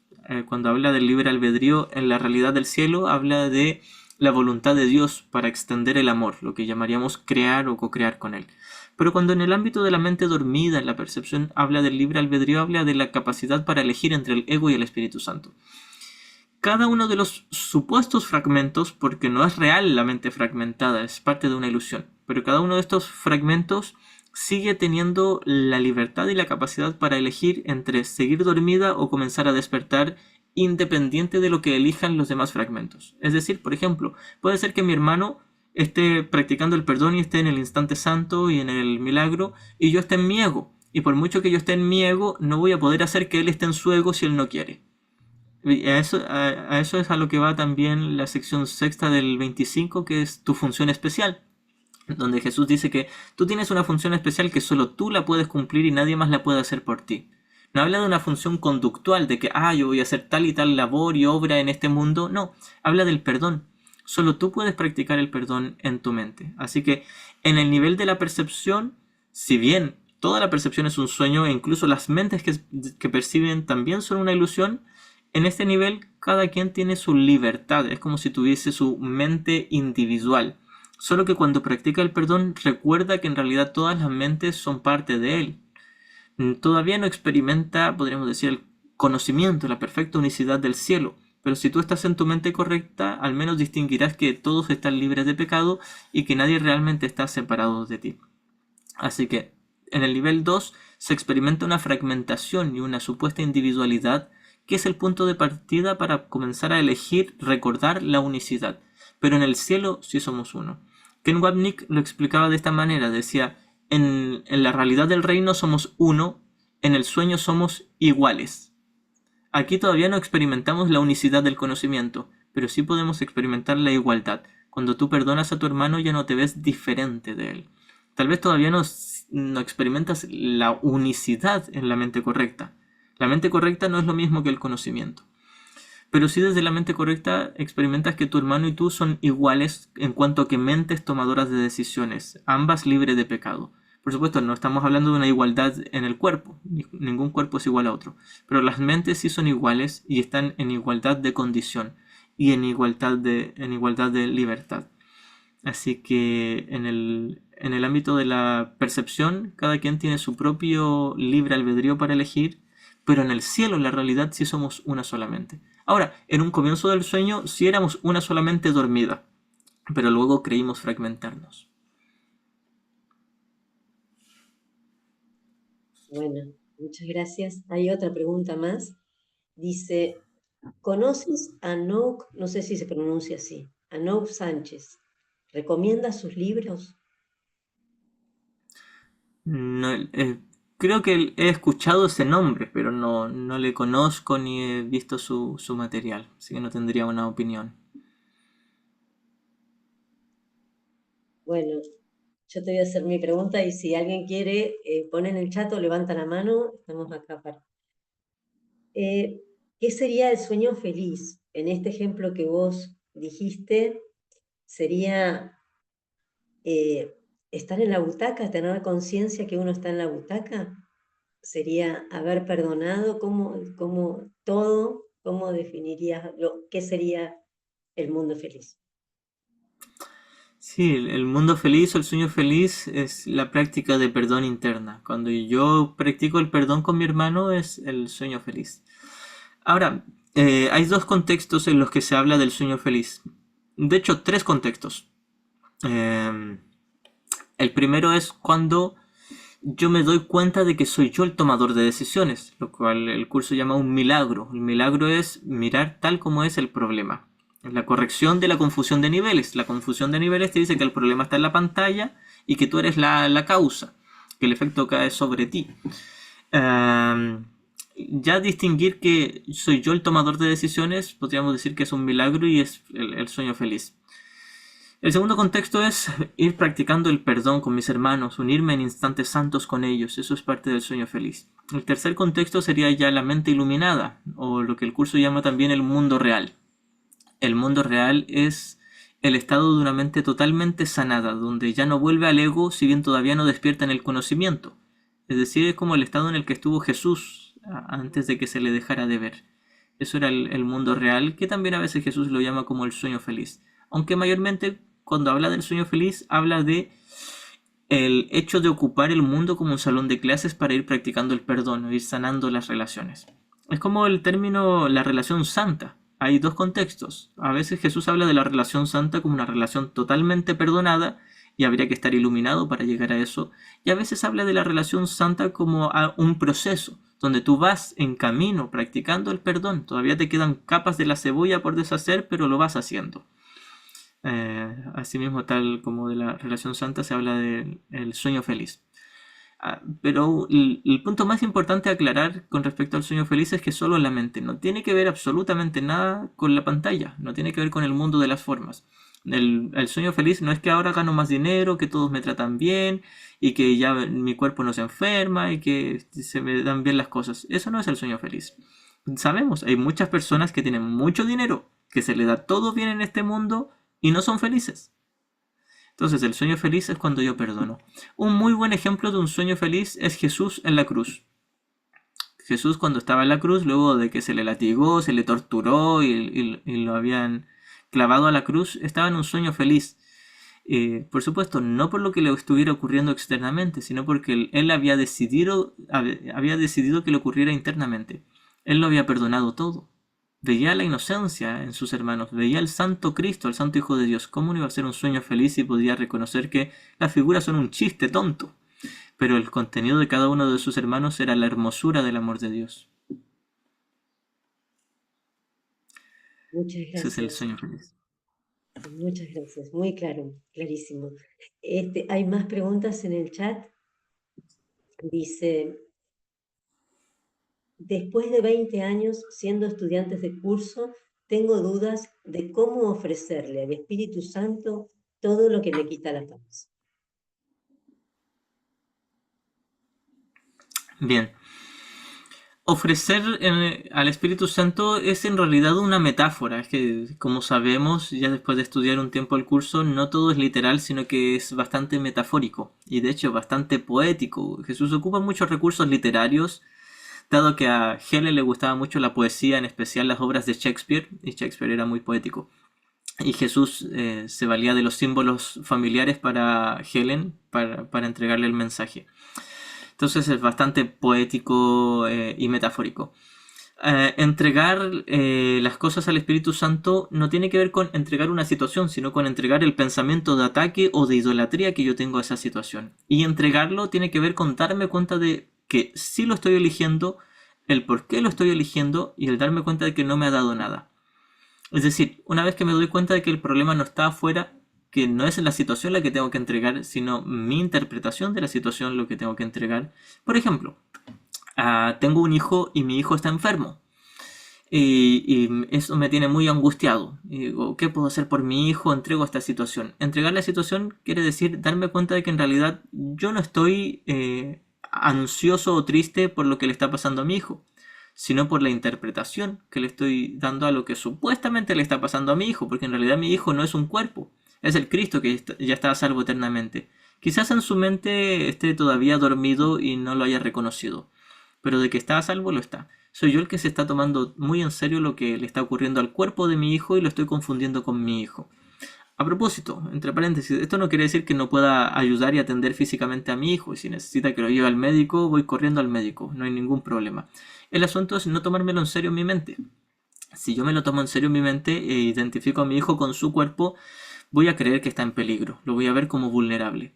Cuando reconozco que mi hijo es el Santo Hijo de Dios que ya está a salvo eternamente con Dios, pero que quizás en su mente se está tomando en serio la idea de separación, pero realmente ya está a salvo, entonces baja la tensión, baja la ansiedad. Ahora viene aquí un asunto. Tenemos tanta resistencia que no queremos aceptar del todo, a pesar de que lo entendemos por teoría, no queremos aceptar del todo que nuestro hijo, en este ejemplo, que mi hijo no es un cuerpo, sino que es el Espíritu, el Cristo. Tengo miedo a reconocer eso, porque si reconozco que mi hijo no es su cuerpo, tendría que al mismo tiempo reconocer que yo no soy mi cuerpo. Y estoy tan embobado con mi cuerpo que no quiero reconocer que soy un espíritu. Entonces, quiero mi cuerpo. Y si yo quiero mi cuerpo, tendré que ver a mis hermanos como un cuerpo para reforzar que yo también lo soy. Ahora, esto me ofrece una oportunidad para darme cuenta. Ni mi hijo ni yo somos un cuerpo. Nadie es un cuerpo. Una vez más, la línea que más se repite en el curso, no soy un cuerpo. Soy libre, pues aún soy tal como Dios me creó. Ahora, por supuesto que aquí ayuda mucho a entender toda la teoría, entender cómo funciona todo el sistema del ego, porque aquí podemos sacar muchas oportunidades de perdón. Primero, darme cuenta de que estoy viendo a mi hijo como una víctima, como alguien vulnerable. Y eso viene a representar y a reflejar el hecho de que yo también creo ser una víctima y creo ser vulnerable. No vería a mi hermano, que en este caso es mi hijo, como una víctima si yo no creyera que soy la víctima también. Otra oportunidad de perdón aquí en este ejemplo, es darme cuenta de que en algún nivel estoy juzgando a mi hijo también. Cualquiera dirá, no, yo no le estoy juzgando ni atacando, al contrario, le amo y estoy preocupado y quiero que esté bien. Bueno, si no estoy en perfecta paz es porque estoy en ataque y estoy juzgando y proyectando. Es como si hubiese secretamente un pensamiento que diga, tú, hijo mío, eres malo porque no me dejas estar en paz. Si tú estuvieras mejor, yo me sentiría mejor. Pero como no quieres cambiar o como no cambias, me tienes así triste y preocupado. Es un pensamiento de ataque, quizás bastante oculto, pero está ahí. Y es una oportunidad para mirarlo y darme cuenta, sí, ahora tengo una oportunidad de perdonar a mi hijo, porque mi preocupación en realidad es ataque. Si abandonó el ataque, no puede haber ni miedo ni preocupación. Y a la vez, si abandonó el ataque, abandonó la culpa, porque también aquí conlleva mucha culpa. Si veo a mi hijo como afectado, ya sea porque está enfermo, porque tiene depresión o porque le ocurrió un accidente, quizás me sienta culpable, no puedo hacer más o no he hecho más por él, ¿qué puedo hacer? Y voy a reforzar mi culpa. Pero esa culpa a la vez también está reforzando mi odio contra mi hijo. Por tu culpa que no cambias, yo estoy así de preocupado y me siento culpable. Es decir, me siento culpable por ti, por tu culpa. Todos esos pensamientos puede que estén bastante ocultos, pero siempre estas situaciones son, por ejemplo, una oportunidad para mirar todo eso. Así que la manera práctica de entregar una situación no es decir, entrego al cuerpo de mi hijo enfermo, sino mirar y darme cuenta de, estoy juzgando a mi hijo, ya sea como culpable o como vulnerable, como víctima o como victimario, y a la vez me estoy juzgando a mí, a ambas cosas, como víctima y como victimario. Me siento culpable y estoy odioso y quiero culpar y atacar. Y a la vez, en algún nivel también muy secreto, me produce placer. Y quiero que siga así la situación. Es placentero. ¿Por qué? Porque el victimismo es placentero. Me fascina el dolor y el victimismo. Así puedo demostrar que soy alguien especial, especialmente víctima. O demostrar que mi hijo es la víctima y que yo, que soy su papá, también soy especial por tener un hijo como víctima. Todos nos sentimos especiales cuando tenemos un familiar fallecido o herido o afectado. Nos sentimos muy especiales. También es una oportunidad para el ego para demostrar que yo soy muy espiritual y yo no me preocupo, ni me duele, ni me afecta porque todo esto es un sueño cuando por dentro me estoy tragando mis propias lágrimas y estoy sufriendo en agonía. Todas estas capas se pueden mirar en un ejemplo así como el que puse, pero también en todas las situaciones que queramos entregar. Entregar una situación es entregar todos estos pensamientos que estamos observando en lo posible con honestidad y darme cuenta, todos estos pensamientos son el mismo error. Estoy eligiendo al maestro equivocado en mi mente y puedo ni justificarme ni condenarme, elegir de nuevo, porque no me ha traído paz este pensamiento. Eso sería entregarlo. Y no va por las palabras que pronuncias, así que por favor no se aprendan estas palabras de memoria, sino que tienen que entenderlo como un proceso de una decisión. Esto es como, yo hace 2 años estuve en la universidad estudiando psicología, hice un solo semestre, luego me salí. La cosa es que tenía un profe que decía, no se aprendan esto de memoria, entiéndanlo, entiendan el por qué, no importa si no me escriben ahí en el examen la respuesta perfecta tal como la leyeron en el PowerPoint o en el PDF, no quiero las palabras perfectas, quiero que entiendan el contenido. Entonces esto es lo mismo que nos está intentando enseñar Jesús. No quiere que nos aprendamos frases u oraciones de memoria y que las repitamos todos los días. Si bien pueden ser útiles para reforzar la decisión que tenemos que tomar. Lo que quiere Jesús es que tomemos una decisión donde ya no queremos ni juzgar ni hacer ídolos y queremos solo su amor y su paz.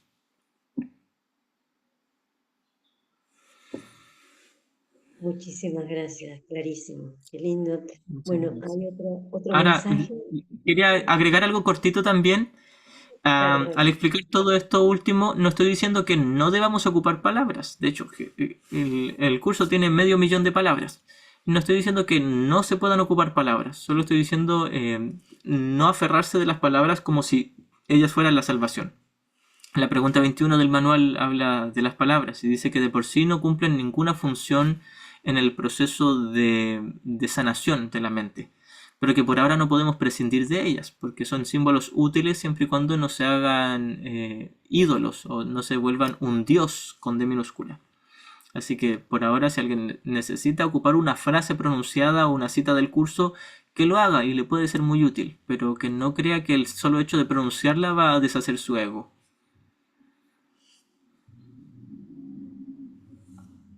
Gracias, sí, clarísimo.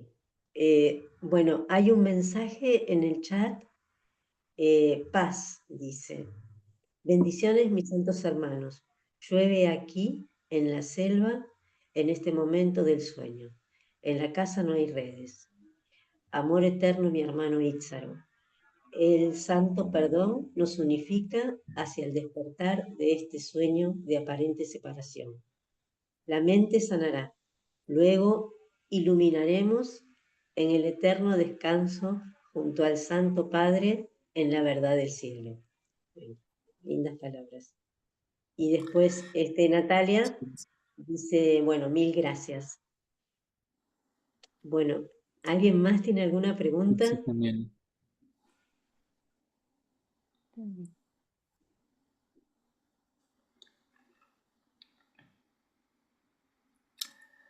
Por mientras puedo, mi hermanita, pasar un aviso cortito. Por supuesto, adelante, adelante. Todo, recordanos todo lo que vas a hacer, dónde vas a estar, qué estás haciendo, todo.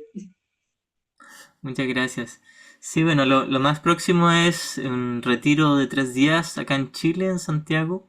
Va a ser con hospedaje y alimentación incluida. Va a ser un intensivo de estudio sobre el tema el perdón siempre está justificado, que es tácitamente hablar sobre el milagro mismo.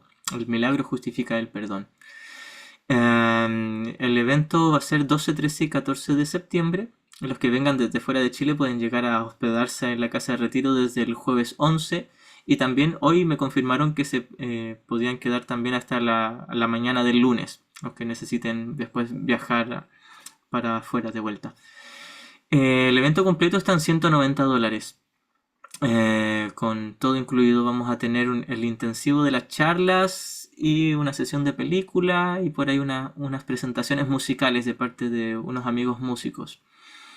Y también para compartir en familia. Este va a ser el tercer retiro. He hecho 2 retiros antes, el año antes pasado y el pasado, y se ha dado muy bonito porque aparte de lo intensivo y lo radical que es la enseñanza del curso y todas las horas de estudio, también nos damos unos espacios para conocernos, compartir como la familia que somos.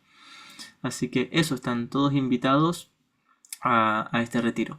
Lo otro es que si alguien tiene deseos de venir y no tiene todo el dinero para cubrir todo el cupo, que me hable, siempre hay oportunidades. A la mayoría les hago descuentos y todos tienen posibilidades. Y luego de eso, a fines de septiembre me voy a España, donde tengo talleres y retiros. Voy a estar el 27 y 28 de septiembre haciendo un taller de 2 días en Alicante. Luego un retiro residencial en Palencia, cerca de Valladolid, el 3, 4 y 5 de octubre. Luego 11 y 12 de octubre un retiro de 2 días en Gavà, Barcelona. Después 17, 18 y 19 de octubre un retiro en Mallorca.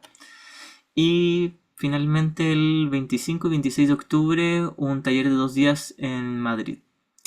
Y también entre medio el 1 de octubre un taller de una tarde, un miércoles en Málaga. Esos son todos los eventos que tengo. Van a ser todos referentes a la misma enseñanza, la radical no dualidad de un curso de milagros, con distintos temas. En algunos vamos a hablar sobre el perdón en las relaciones, la relación santa, el sueño feliz, la práctica del milagro. Van a ser todos los temas. De hecho, yo siempre hago esa trampa donde le pongo distintos títulos y termino hablando del perdón al final, porque ese es como el corazón del curso. Así que esos van a ser los eventos. Y quien desee inscribirse en algunos de estos me puede mandar un mensajito, ya sea si me tiene en el WhatsApp o me pilla ahí en alguna red, en Instagram, en Facebook, por donde me pillen, ahí me pueden mandar un mensajito. ¿Podés poner en el chat alguno ahí para dónde te podemos, bueno, yo sé dónde ubicarte, pero digamos para que quede ahí los datos y se puedan fácilmente contactar con vos? Sí, a ver, voy a dejar el correo y el número. Ahí está, Rafa. Sí, muchas gracias. Ahí está, buenísimo.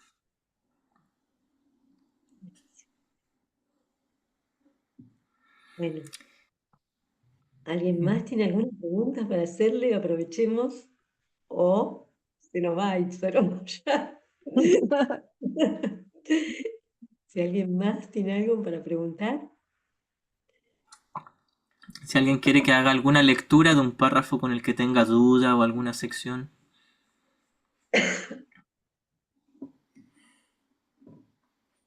O por ahí si nadie tiene algo que nos puedas decir vos, Ixaro, que consideres importante para seguir transitando este mundo neutro. Ujú. Claro, sí, tengo varias cosas que se me ocurren para compartir. El primero es la utilidad del estudio como material teórico y práctico. nosotros tenemos mucha resistencia a despertar en el amor de Dios y eso se ve reflejado en nuestra resistencia a tomar el curso y leerlo. Y luego, dada la resistencia, como defensa ocupamos la culpa. Y uno dice, no he estudiado, no sé, en una semana no he tomado el libro ni he leído nada del texto y me siento culpable, yo que soy tan estudiante o que soy maestro de un curso de milagros y no lo he hecho. Cuando recordamos que esa sensación de culpa es una defensa desde mi mismo ego para mantener la idea de separación, entonces pierde sentido y dejamos de culparnos y nos damos cuenta de sí, puede que todavía tenga mucha resistencia, pero no es necesario condenarme ni culparme. De hecho, sí es muy tentador condenarme, pero sería mi defensa para proteger el mismo problema. ¿Por qué querría seguir protegiendo el mismo problema? Es como hacer un alto y darme cuenta de, sí, me estoy condenando por no estudiar esto. Y de hecho, el problema ni siquiera es dejar de estudiarlo. El problema es que tengo miedo a despertar en el amor de Dios. Se puede ver reflejado o manifestado en el cese del estudio o en la resistencia a estudiar. Pero el problema nunca fue estudiar o dejar de estudiar. El problema estaba en la mente. Ahora, cuando dejamos de condenarnos por nuestra resistencia a estudiar, dejamos de condenarnos también por nuestra resistencia a unirnos en el amor de Dios o a despertar en esa unicidad. Entonces la resistencia misma pierde sentido y cae. Pero esto se logra con una actitud mental que le llamamos madurez. La madurez podríamos decir que es cuando ya no caigo en ese infantilismo de desesperarme de estoy en el ego y yo no debería, sino que es como alguien maduro, alguien adulto que dice, sí, estoy en un error y no es grave, no pasa nada. ¿Por qué desesperarme? ¿Por qué ahogarme en un vaso de agua? ¿Por qué no simplemente elegir de nuevo? En lugar de perder todo el tiempo preguntándome por qué estoy en el ego o seguir condenándome, simplemente maduramente, responsablemente reconocer, estoy en el maestro equivocado. No pasa nada, y entiendo que no pasa nada porque Jesús ya me lo ha dicho. Soy yo el que lo quiere hacer algo grave. Entonces me voy a detener. No voy a hacer de esto algo grave y simplemente, una vez más, voy a confiar en Jesús o en el Espíritu Santo. Y con eso va a bastar. Y si aún tengo resistencia, no pasa nada. Voy a hacerlo lo mejor que pueda y con eso va a bastar. Esa madurez es la que nos va a llevar a reforzar la disciplina. La disciplina no solo de tomar el texto y leerlo o las lecciones, sino la disciplina de tomar cada situación como una oportunidad para practicar el perdón y practicarlo. Porque también somos muy tentados a reconocer cuándo hay una oportunidad para perdonar, pero dejarla sin nuestro perdón. Recuerdo en uno de los libros de Gary Renard, donde él decía, ya puedo pillar todas las oportunidades de perdón, y Arten y Pursa le decían, bueno, pero ¿perdonas? Esa es la pregunta. Sí, está bien que te des cuenta de que todo es una oportunidad de perdón, pero ¿perdonas? Ahora, cuando nos damos cuenta de que no estamos perdonando, es una nueva oportunidad para perdonarnos a nosotros mismos. Dar un paso atrás nuevamente y reconocer, sí, es tentador condenarme por haber estado en el ego, pero sería mantener el mismo problema. ¿Por qué no simplemente dejo de condenarme y entonces así se debilita la resistencia y también el ataque? Hay una línea en el curso donde Jesús nos dice, ¿estás incluso dispuesto a culparte por odiar con tal de no dejar de odiar? Jesús nos dice, ¿por qué no simplemente te dejas de condenar a ti y eso te va a ayudar también a dejar de condenar a tus hermanos? Y es un círculo virtuoso donde ya no te condenas, entonces ya no tienes tanta tentación por condenar a tu hermano. Y al perdonar a tu hermano te perdonas a ti y vas reforzando tu recuerdo de santidad. Al final es simplemente darnos cuenta o recordar a cada momento que este curso es fácil, que no puede ser difícil. Jesús nos dice en la verdadera alternativa que si este curso fuese difícil sería imposible de hacer. Pero solo en ese caso. De lo contrario es la simple enseñanza de lo obvio. Este curso es obvio y evidente, es muy sencillo. Y tenemos mucha resistencia, eso es lo que hace que parezca difícil. Jesús nos diría, no hablemos de dificultad, hablemos de resistencia. No puede haber dificultad. No puede haber grados de dificultad, lo dice por todas partes. Inicia el texto con eso. Entonces, no hay grados de dificultad. Puede que haya mucha resistencia, y de hecho la hay si es que no estamos en paz. Pero Jesús, con mucha bondad, paciencia y ternura, nos diría, ¿y qué tiene? Estás en resistencia y no pasa nada. Yo no estoy disgustado porque tú estés en resistencia. Mi Padre no se ha disgustado contigo porque tú tengas resistencia. ¿Por qué tú querrías disgustarte contigo mismo? ¿No será acaso porque quieres conservar tu resistencia? ¿Porque tienes miedo a despertar?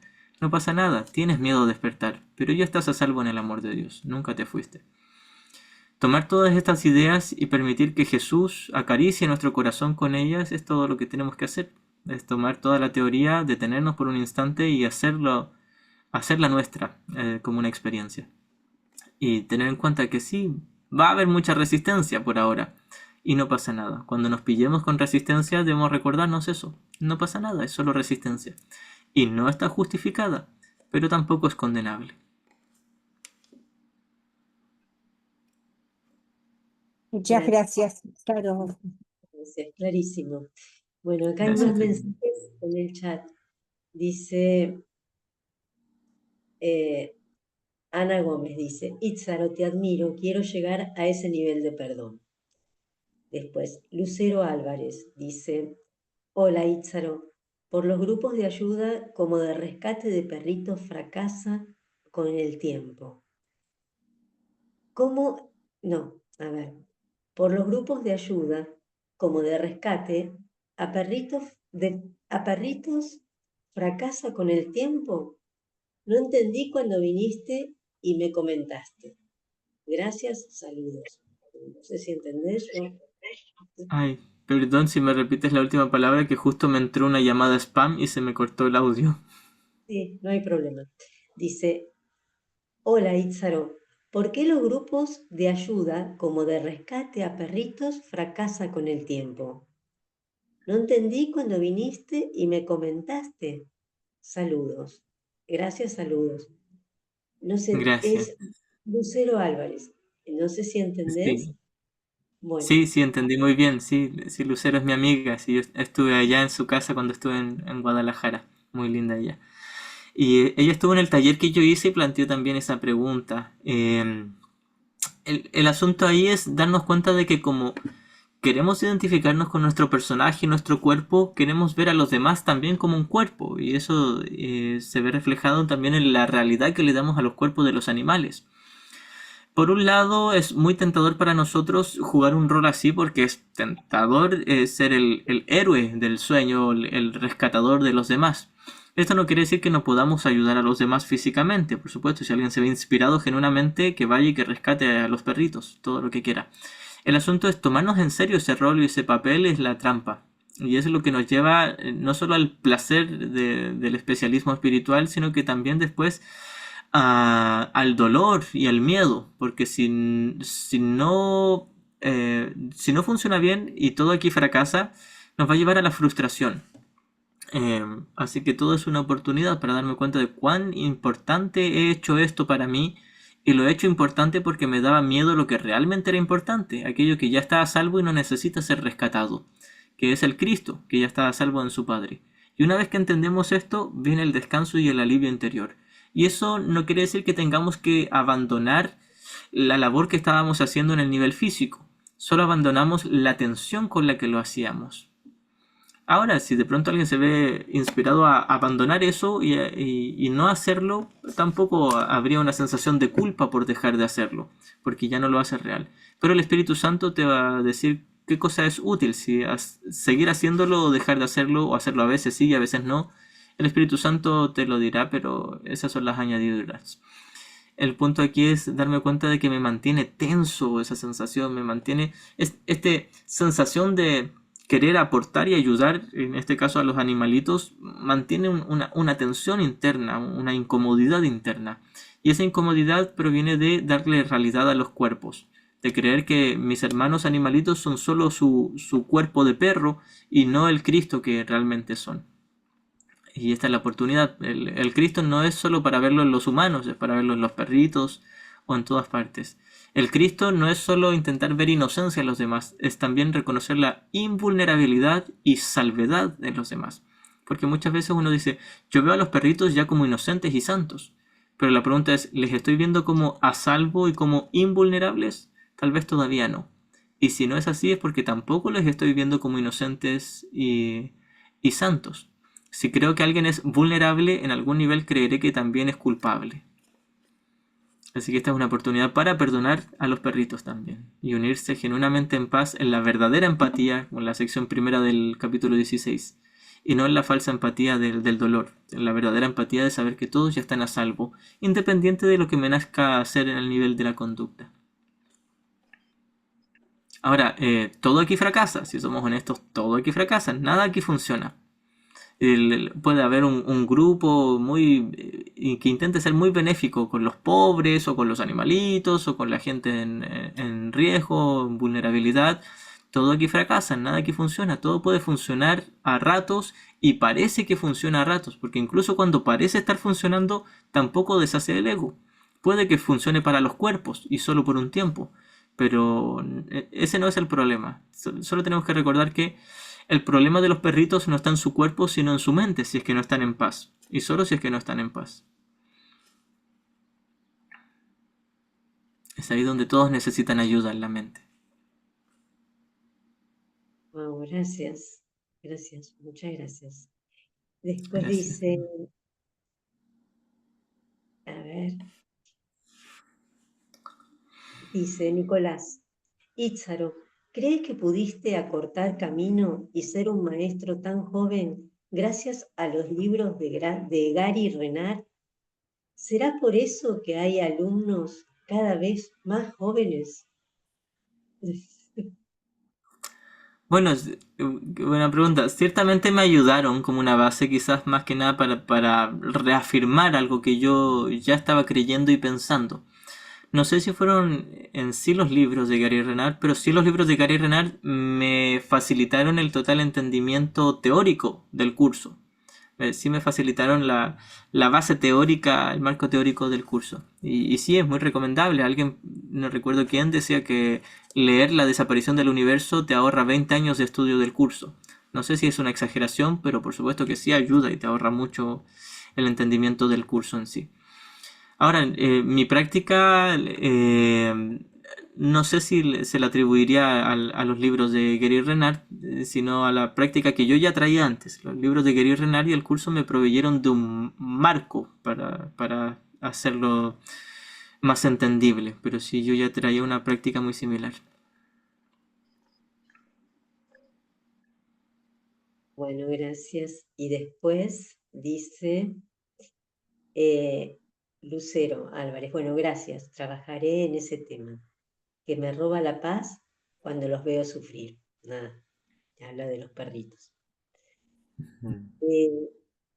¿Y qué libros nos recomendarías, además ya de Gary Renard, que decís que te ayudó muchísimo,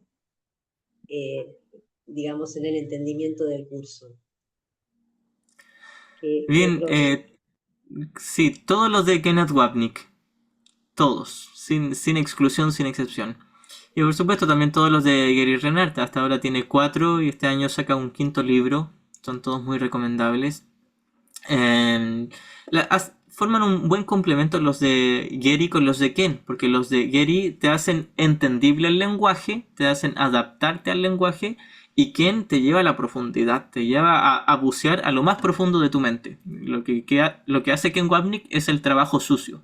El trabajo sucio de ayudarte a mirar el odio, el asesinato, la perversidad y toda esa oscuridad que no es real ni ha tenido efectos reales, pero que tienes que mirarla para reconocer que no son nada. Ese trabajo lo vas a hacer con Ken Wapnick. Gracias, muchas gracias. Acá hay otra pregunta. ¿Es útil Gracias. repasar en varias oportunidades las lecciones?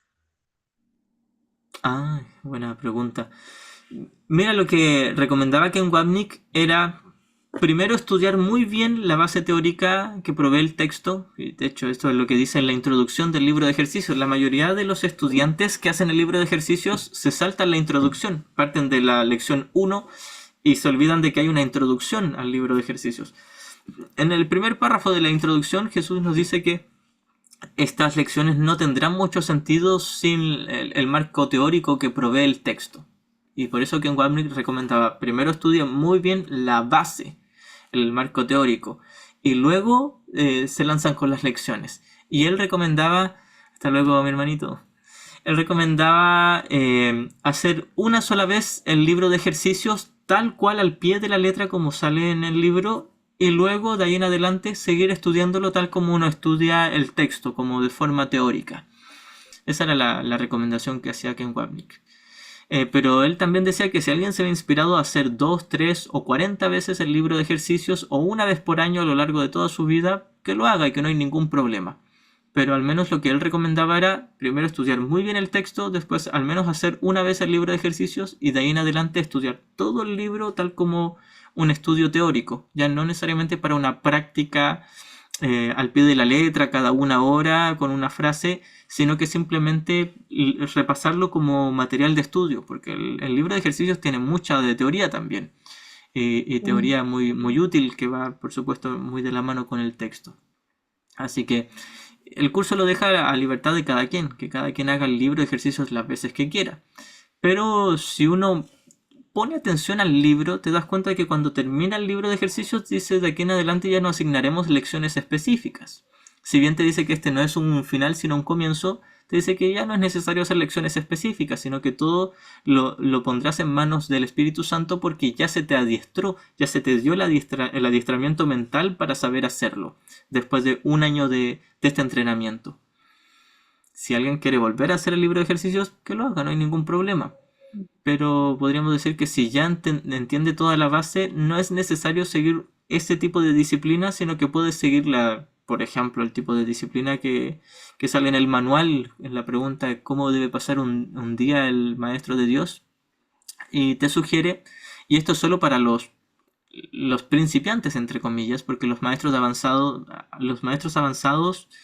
no tienen necesidad de estas indicaciones prácticas. Pero estas indicaciones son pasar un ratito en la mañana y en la noche en la verdadera oración, como lo llama el curso, en introspección, en comunión con Dios o con el Espíritu Santo. Y en lo sucesivo, estudiar el texto, el libro de ejercicios o la parte que tú quieras y seguir tu práctica mental durante todo el día. Así que el tema con el libro de ejercicios, y yo estoy planeando hacer un taller completo sobre eso, es que hay muchas dudas y cosas que se dan por ciertas que no necesariamente lo son, como que hay que partir de sí o sí el 1 de enero, y en ninguna parte del libro sale eso. Jesús nos diría, parte el día que quieras, a la hora que quieras, no es necesario partir el 1 de enero. Pero si alguien quiere hacerlo, tampoco Jesús tendría un problema con que alguien parta el 1 de enero. Bueno, muchas gracias. Bueno, hay más preguntas en el chat. Ahora dice, a ver, ¿y el libro en orden de los capítulos? Dice. Sí, mira, lo que pasa es que hay una manera de sacar provecho al curso. El curso está dado en un orden por una razón. Y se le saca más provecho cuando lees desde el capítulo 1 hasta el 31 y no al revés. Porque si tú lees, por ejemplo, el 31, después el 30, después el 25, después el 18, después el 23, así, le vas a sacar cierto provecho. Pero el curso va armándose en una espiral, como lo explicaba Ken Wapnick, como una obra sinfónica, donde en la apertura se da una muestra, una pincelada de los movimientos que van en la obra sinfónica. Luego se dejan a un lado y se vuelven a retomar, y entrando un poquitito más en detalle, se vuelven a dejar a un lado cada tema y después se aborda una vez más en profundidad. Esto es lo que hace el libro de texto. En los primeros capítulos, Jesús, de hecho en la primera sección, en los principios del milagro, te tira todos los temas, pero así como los títulos, podríamos decir, en frases o en aseveraciones. Luego, en los primeros 2 capítulos, toma esos mismos temas y los desarrolla un poquito. Luego los deja, toma otros temas que comienza a desarrollar, pero luego vuelve a tomar todos esos primeros temas, tal como se dice al final del capítulo 1, que es necesario un estudio profundo de estas primeras secciones o de estas líneas, porque en las secciones que vienen se tiene que entender esta base, si no te va a producir miedo. Y lo que ocurre aquí, a que le quedó el micro prendido, creo. Y lo que ocurre es que se le saca mayor provecho cuando tú comienzas desde el capítulo 1 y luego avanzas al 2, al 3, al 4, porque vas tomando las ideas que ya se dieron, pero se van desarrollando cada vez un poquitito más. Ahora, quien quiera puede partir de donde quiera y algo de provecho le va a sacar. pero hay una manera de sacarle un poco de provecho y hay una manera de sacarle mucho provecho. La manera de sacarle mucho provecho es yendo de forma lineal desde la primera página hasta la última. Gracias. Hay más preguntas sobre este tema, Itzaro. Dicen en el chat. Hola, Itzaro. Trini dice. Estoy haciendo mi libro de ejercicios, pero de manera intermitente. A veces diario, otras pasan días, semanas, y sigo en donde me quedé. ¿Es válido hacerlo así? Gracias y bendiciones para todos. Gracias. Sí, podríamos decir que es válido en el sentido de que puede ser útil. Ahora, de que se le puede sacar mayor utilidad y provecho, se le puede sacar mayor utilidad y provecho. De vez en cuando Jesús, en las introducciones a los repasos de las lecciones, porque cada ciertas lecciones hay repasos, Jesús nos dice que estemos atentos a la tentación de ver nuestros olvidos o descuidos como eso, cuando en realidad son resistencia. Y alguien se puede descuidar o olvidar días o semanas o meses o décadas en algunos casos. Pero Jesús nos dice, no te valgas de esa resistencia para renunciar a esto. Simplemente míralo como una oportunidad para perdonarte a ti mismo, no te condenes, pero retómalo cuando apenas puedas. Tal como en muchas lecciones, cuando nos dice, por ejemplo, hay lecciones donde te dice que la repitas 6 veces por hora, cada 10 minutos. Entonces Jesús nos dice, al final, no importa si no te acordaste exactamente cada 10 minutos de pronunciar la frase en tu mente. Apenas lo recuerdes, hazlo. Y no te valgas de todo el tiempo que se te olvidó, entre comillas, porque no fue un olvido, sino resistencia. No te valgas de eso para darlo como un día perdido, sino que retoma apenas puedas. Tal como Jesús nos insta a no dar un día perdido, nos diría, no des una semana o un mes perdido. Y continúa donde quedaste porque aún puedes sacarle provecho y ahorrar tiempo siguiendo este entrenamiento mental. El punto es darnos cuenta de que muy probablemente está dándose de esa manera porque hay miedo y resistencia. Y bueno, estar al tanto de la resistencia es un plus porque al menos te va a llevar a reconocer, bueno, Jesús dijo que iba a pasar esto es lo que está pasando. Tengo miedo de despertar y se ve reflejado en mi resistencia a hacer las lecciones. No pasa nada porque ya estoy a salvo en el amor de mi Padre. Dios no me ha abandonado ni yo realmente a Él, pero ahora puedo retomar porque sé que esto me hace bien, porque me despertaría o me va a deshacer la fuente del sufrimiento. Entonces, la idea es no valernos de la... O sea, primero reconocer la resistencia tal como lo que es, sin pintarla bonita, ni como descuido, ni como olvido. No hay olvidos, hay resistencia. Segundo, no condenarnos, porque la resistencia no es un grave pecado, es un pequeñito error, solo es miedo a despertar. Y cuando lo ves así, ¿te condenarías por haber tenido miedo? No pasa nada grave, era solo miedo. Lo que nos diría Jesús es, retoma apenas lo recuerdes y hazlo lo mejor que puedas y ocúpalo para perdonarte si sientes la tentación de condenarte.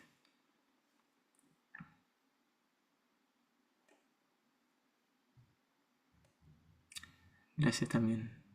Bueno, acá dicen gracias, Samadhi, y Trini también dice gracias. Bueno, ahí será hecho. Si no tienen, a ver qué dice, hay otra pregunta más. ¿Qué películas te han resultado útiles para comprender más el curso? ¿Cuál nos recomendarías? Qué buena pregunta, ¿eh? El asunto es que ahí esa pregunta dice cuáles me han sido útiles para comprender más el curso. Ninguna, porque yo no conozco ninguna película que sea puramente no dual. Sin embargo, por supuesto que hay muchas películas que te pueden dar destellos o pequeñitos recuerdos, que si alguien que ya sea estudiante del curso vas a pillar ahí los mensajes puntuales. Hay muchas películas espirituales. Este año he visto varias, por ejemplo, una que se llama Inquebrantable. Se trata está ambientada en la Segunda Guerra Mundial, un hombre que era de familia italiana, residente en Estados Unidos, y que había ido a Japón en la guerra, y vuelve con mucho resentimiento, con mucho rencor, se vuelve alcohólico, tiene una familia, una esposa y una bebé, y él está al borde de perder su familia, y se da una oportunidad muy hermosa de perdón y de unidad. Esa película se llama Inquebrantable, muy, muy recomendada.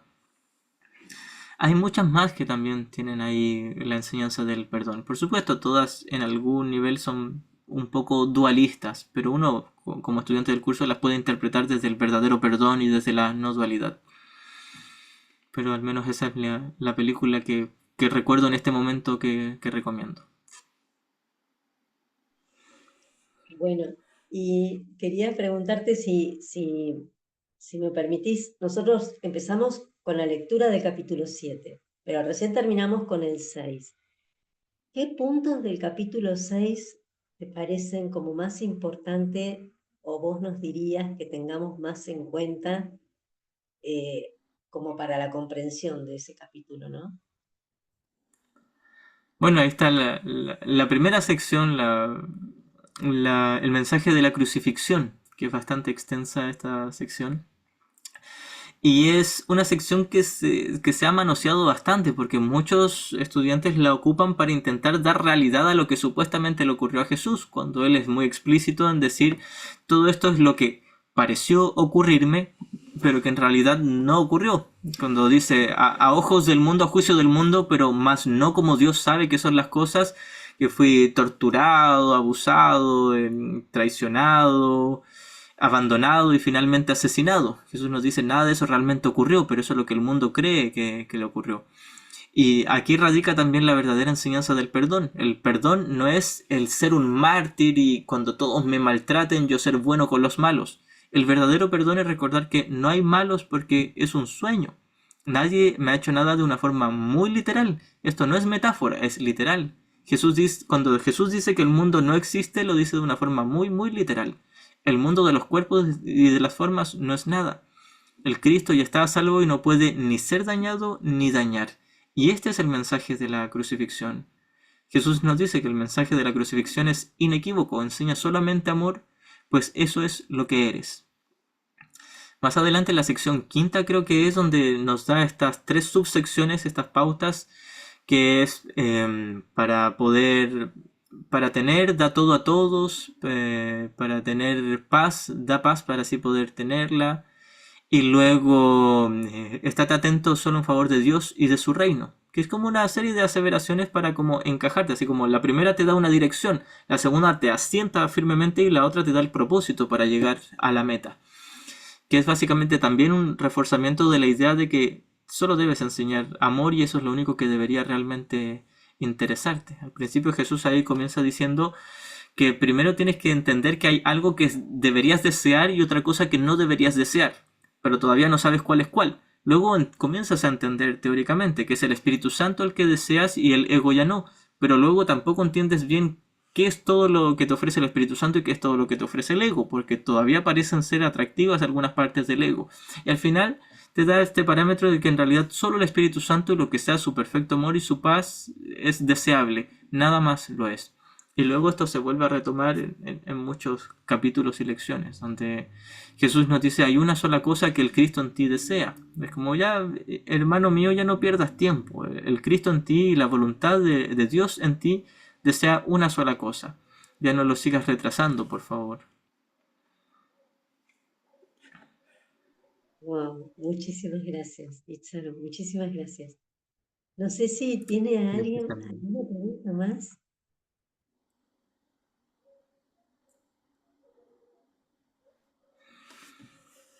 Bueno, ha respondido todo impecablemente. La verdad que es un placer enorme el haber compartido y el conocerte. Y bueno, agradecerte muchísimo que estés acá. Espero que nos volvamos a ver. Ahí quedaron todos tus contactos y todos tus movimientos. Así que te vamos a seguir. Y bueno, gracias.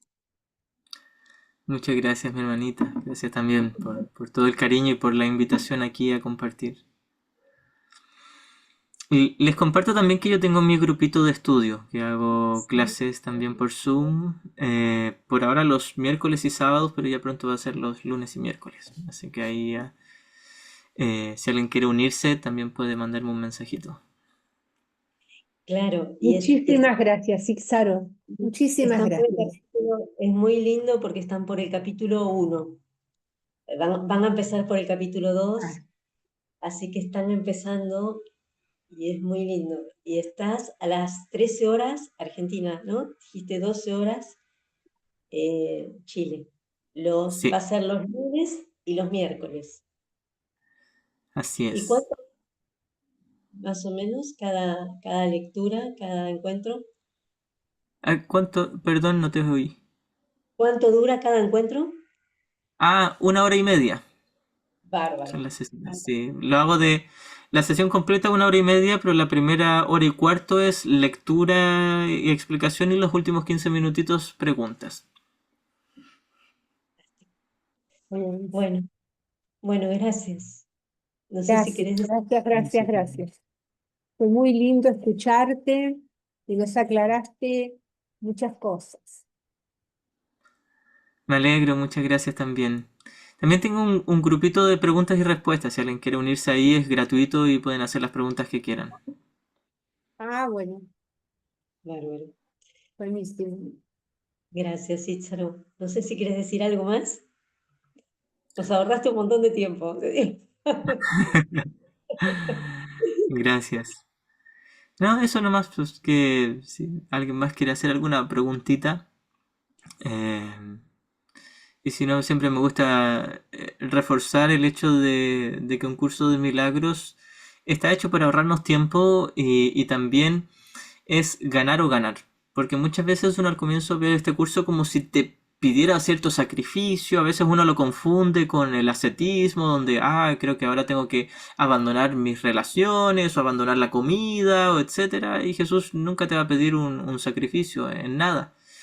Al contrario, te dice, solo tienes que abandonar la idea de sacrificio. Eso es todo lo que tienes que hacer. Y por supuesto, eso es abandonar completo el sistema del ego, de la idea de culpa y pecado. Al final es ganar o ganar y no se te impone ni se te prohíbe ni se te exige absolutamente nada. Es algo que tú tienes que dar tan poquito a cambio de tanto, se nos dice también en el curso. Es una pequeña dosis de buena voluntad para que se te ayude a ver de otra manera. Gracias. Gracias, Gracias, gracias. Chiquita. Gracias. Bueno, esto va a quedar Gracias. grabado y lo voy a hacer público y lo voy a subir a YouTube. Lo voy a compartir con todos. Bueno, Muchísimas gracias. Ujú. Muchas gracias. Nos vemos, Itzaro. Hasta luego. Ya pues, muchas gracias, abracitos y bendiciones. bendiciones, bendiciones.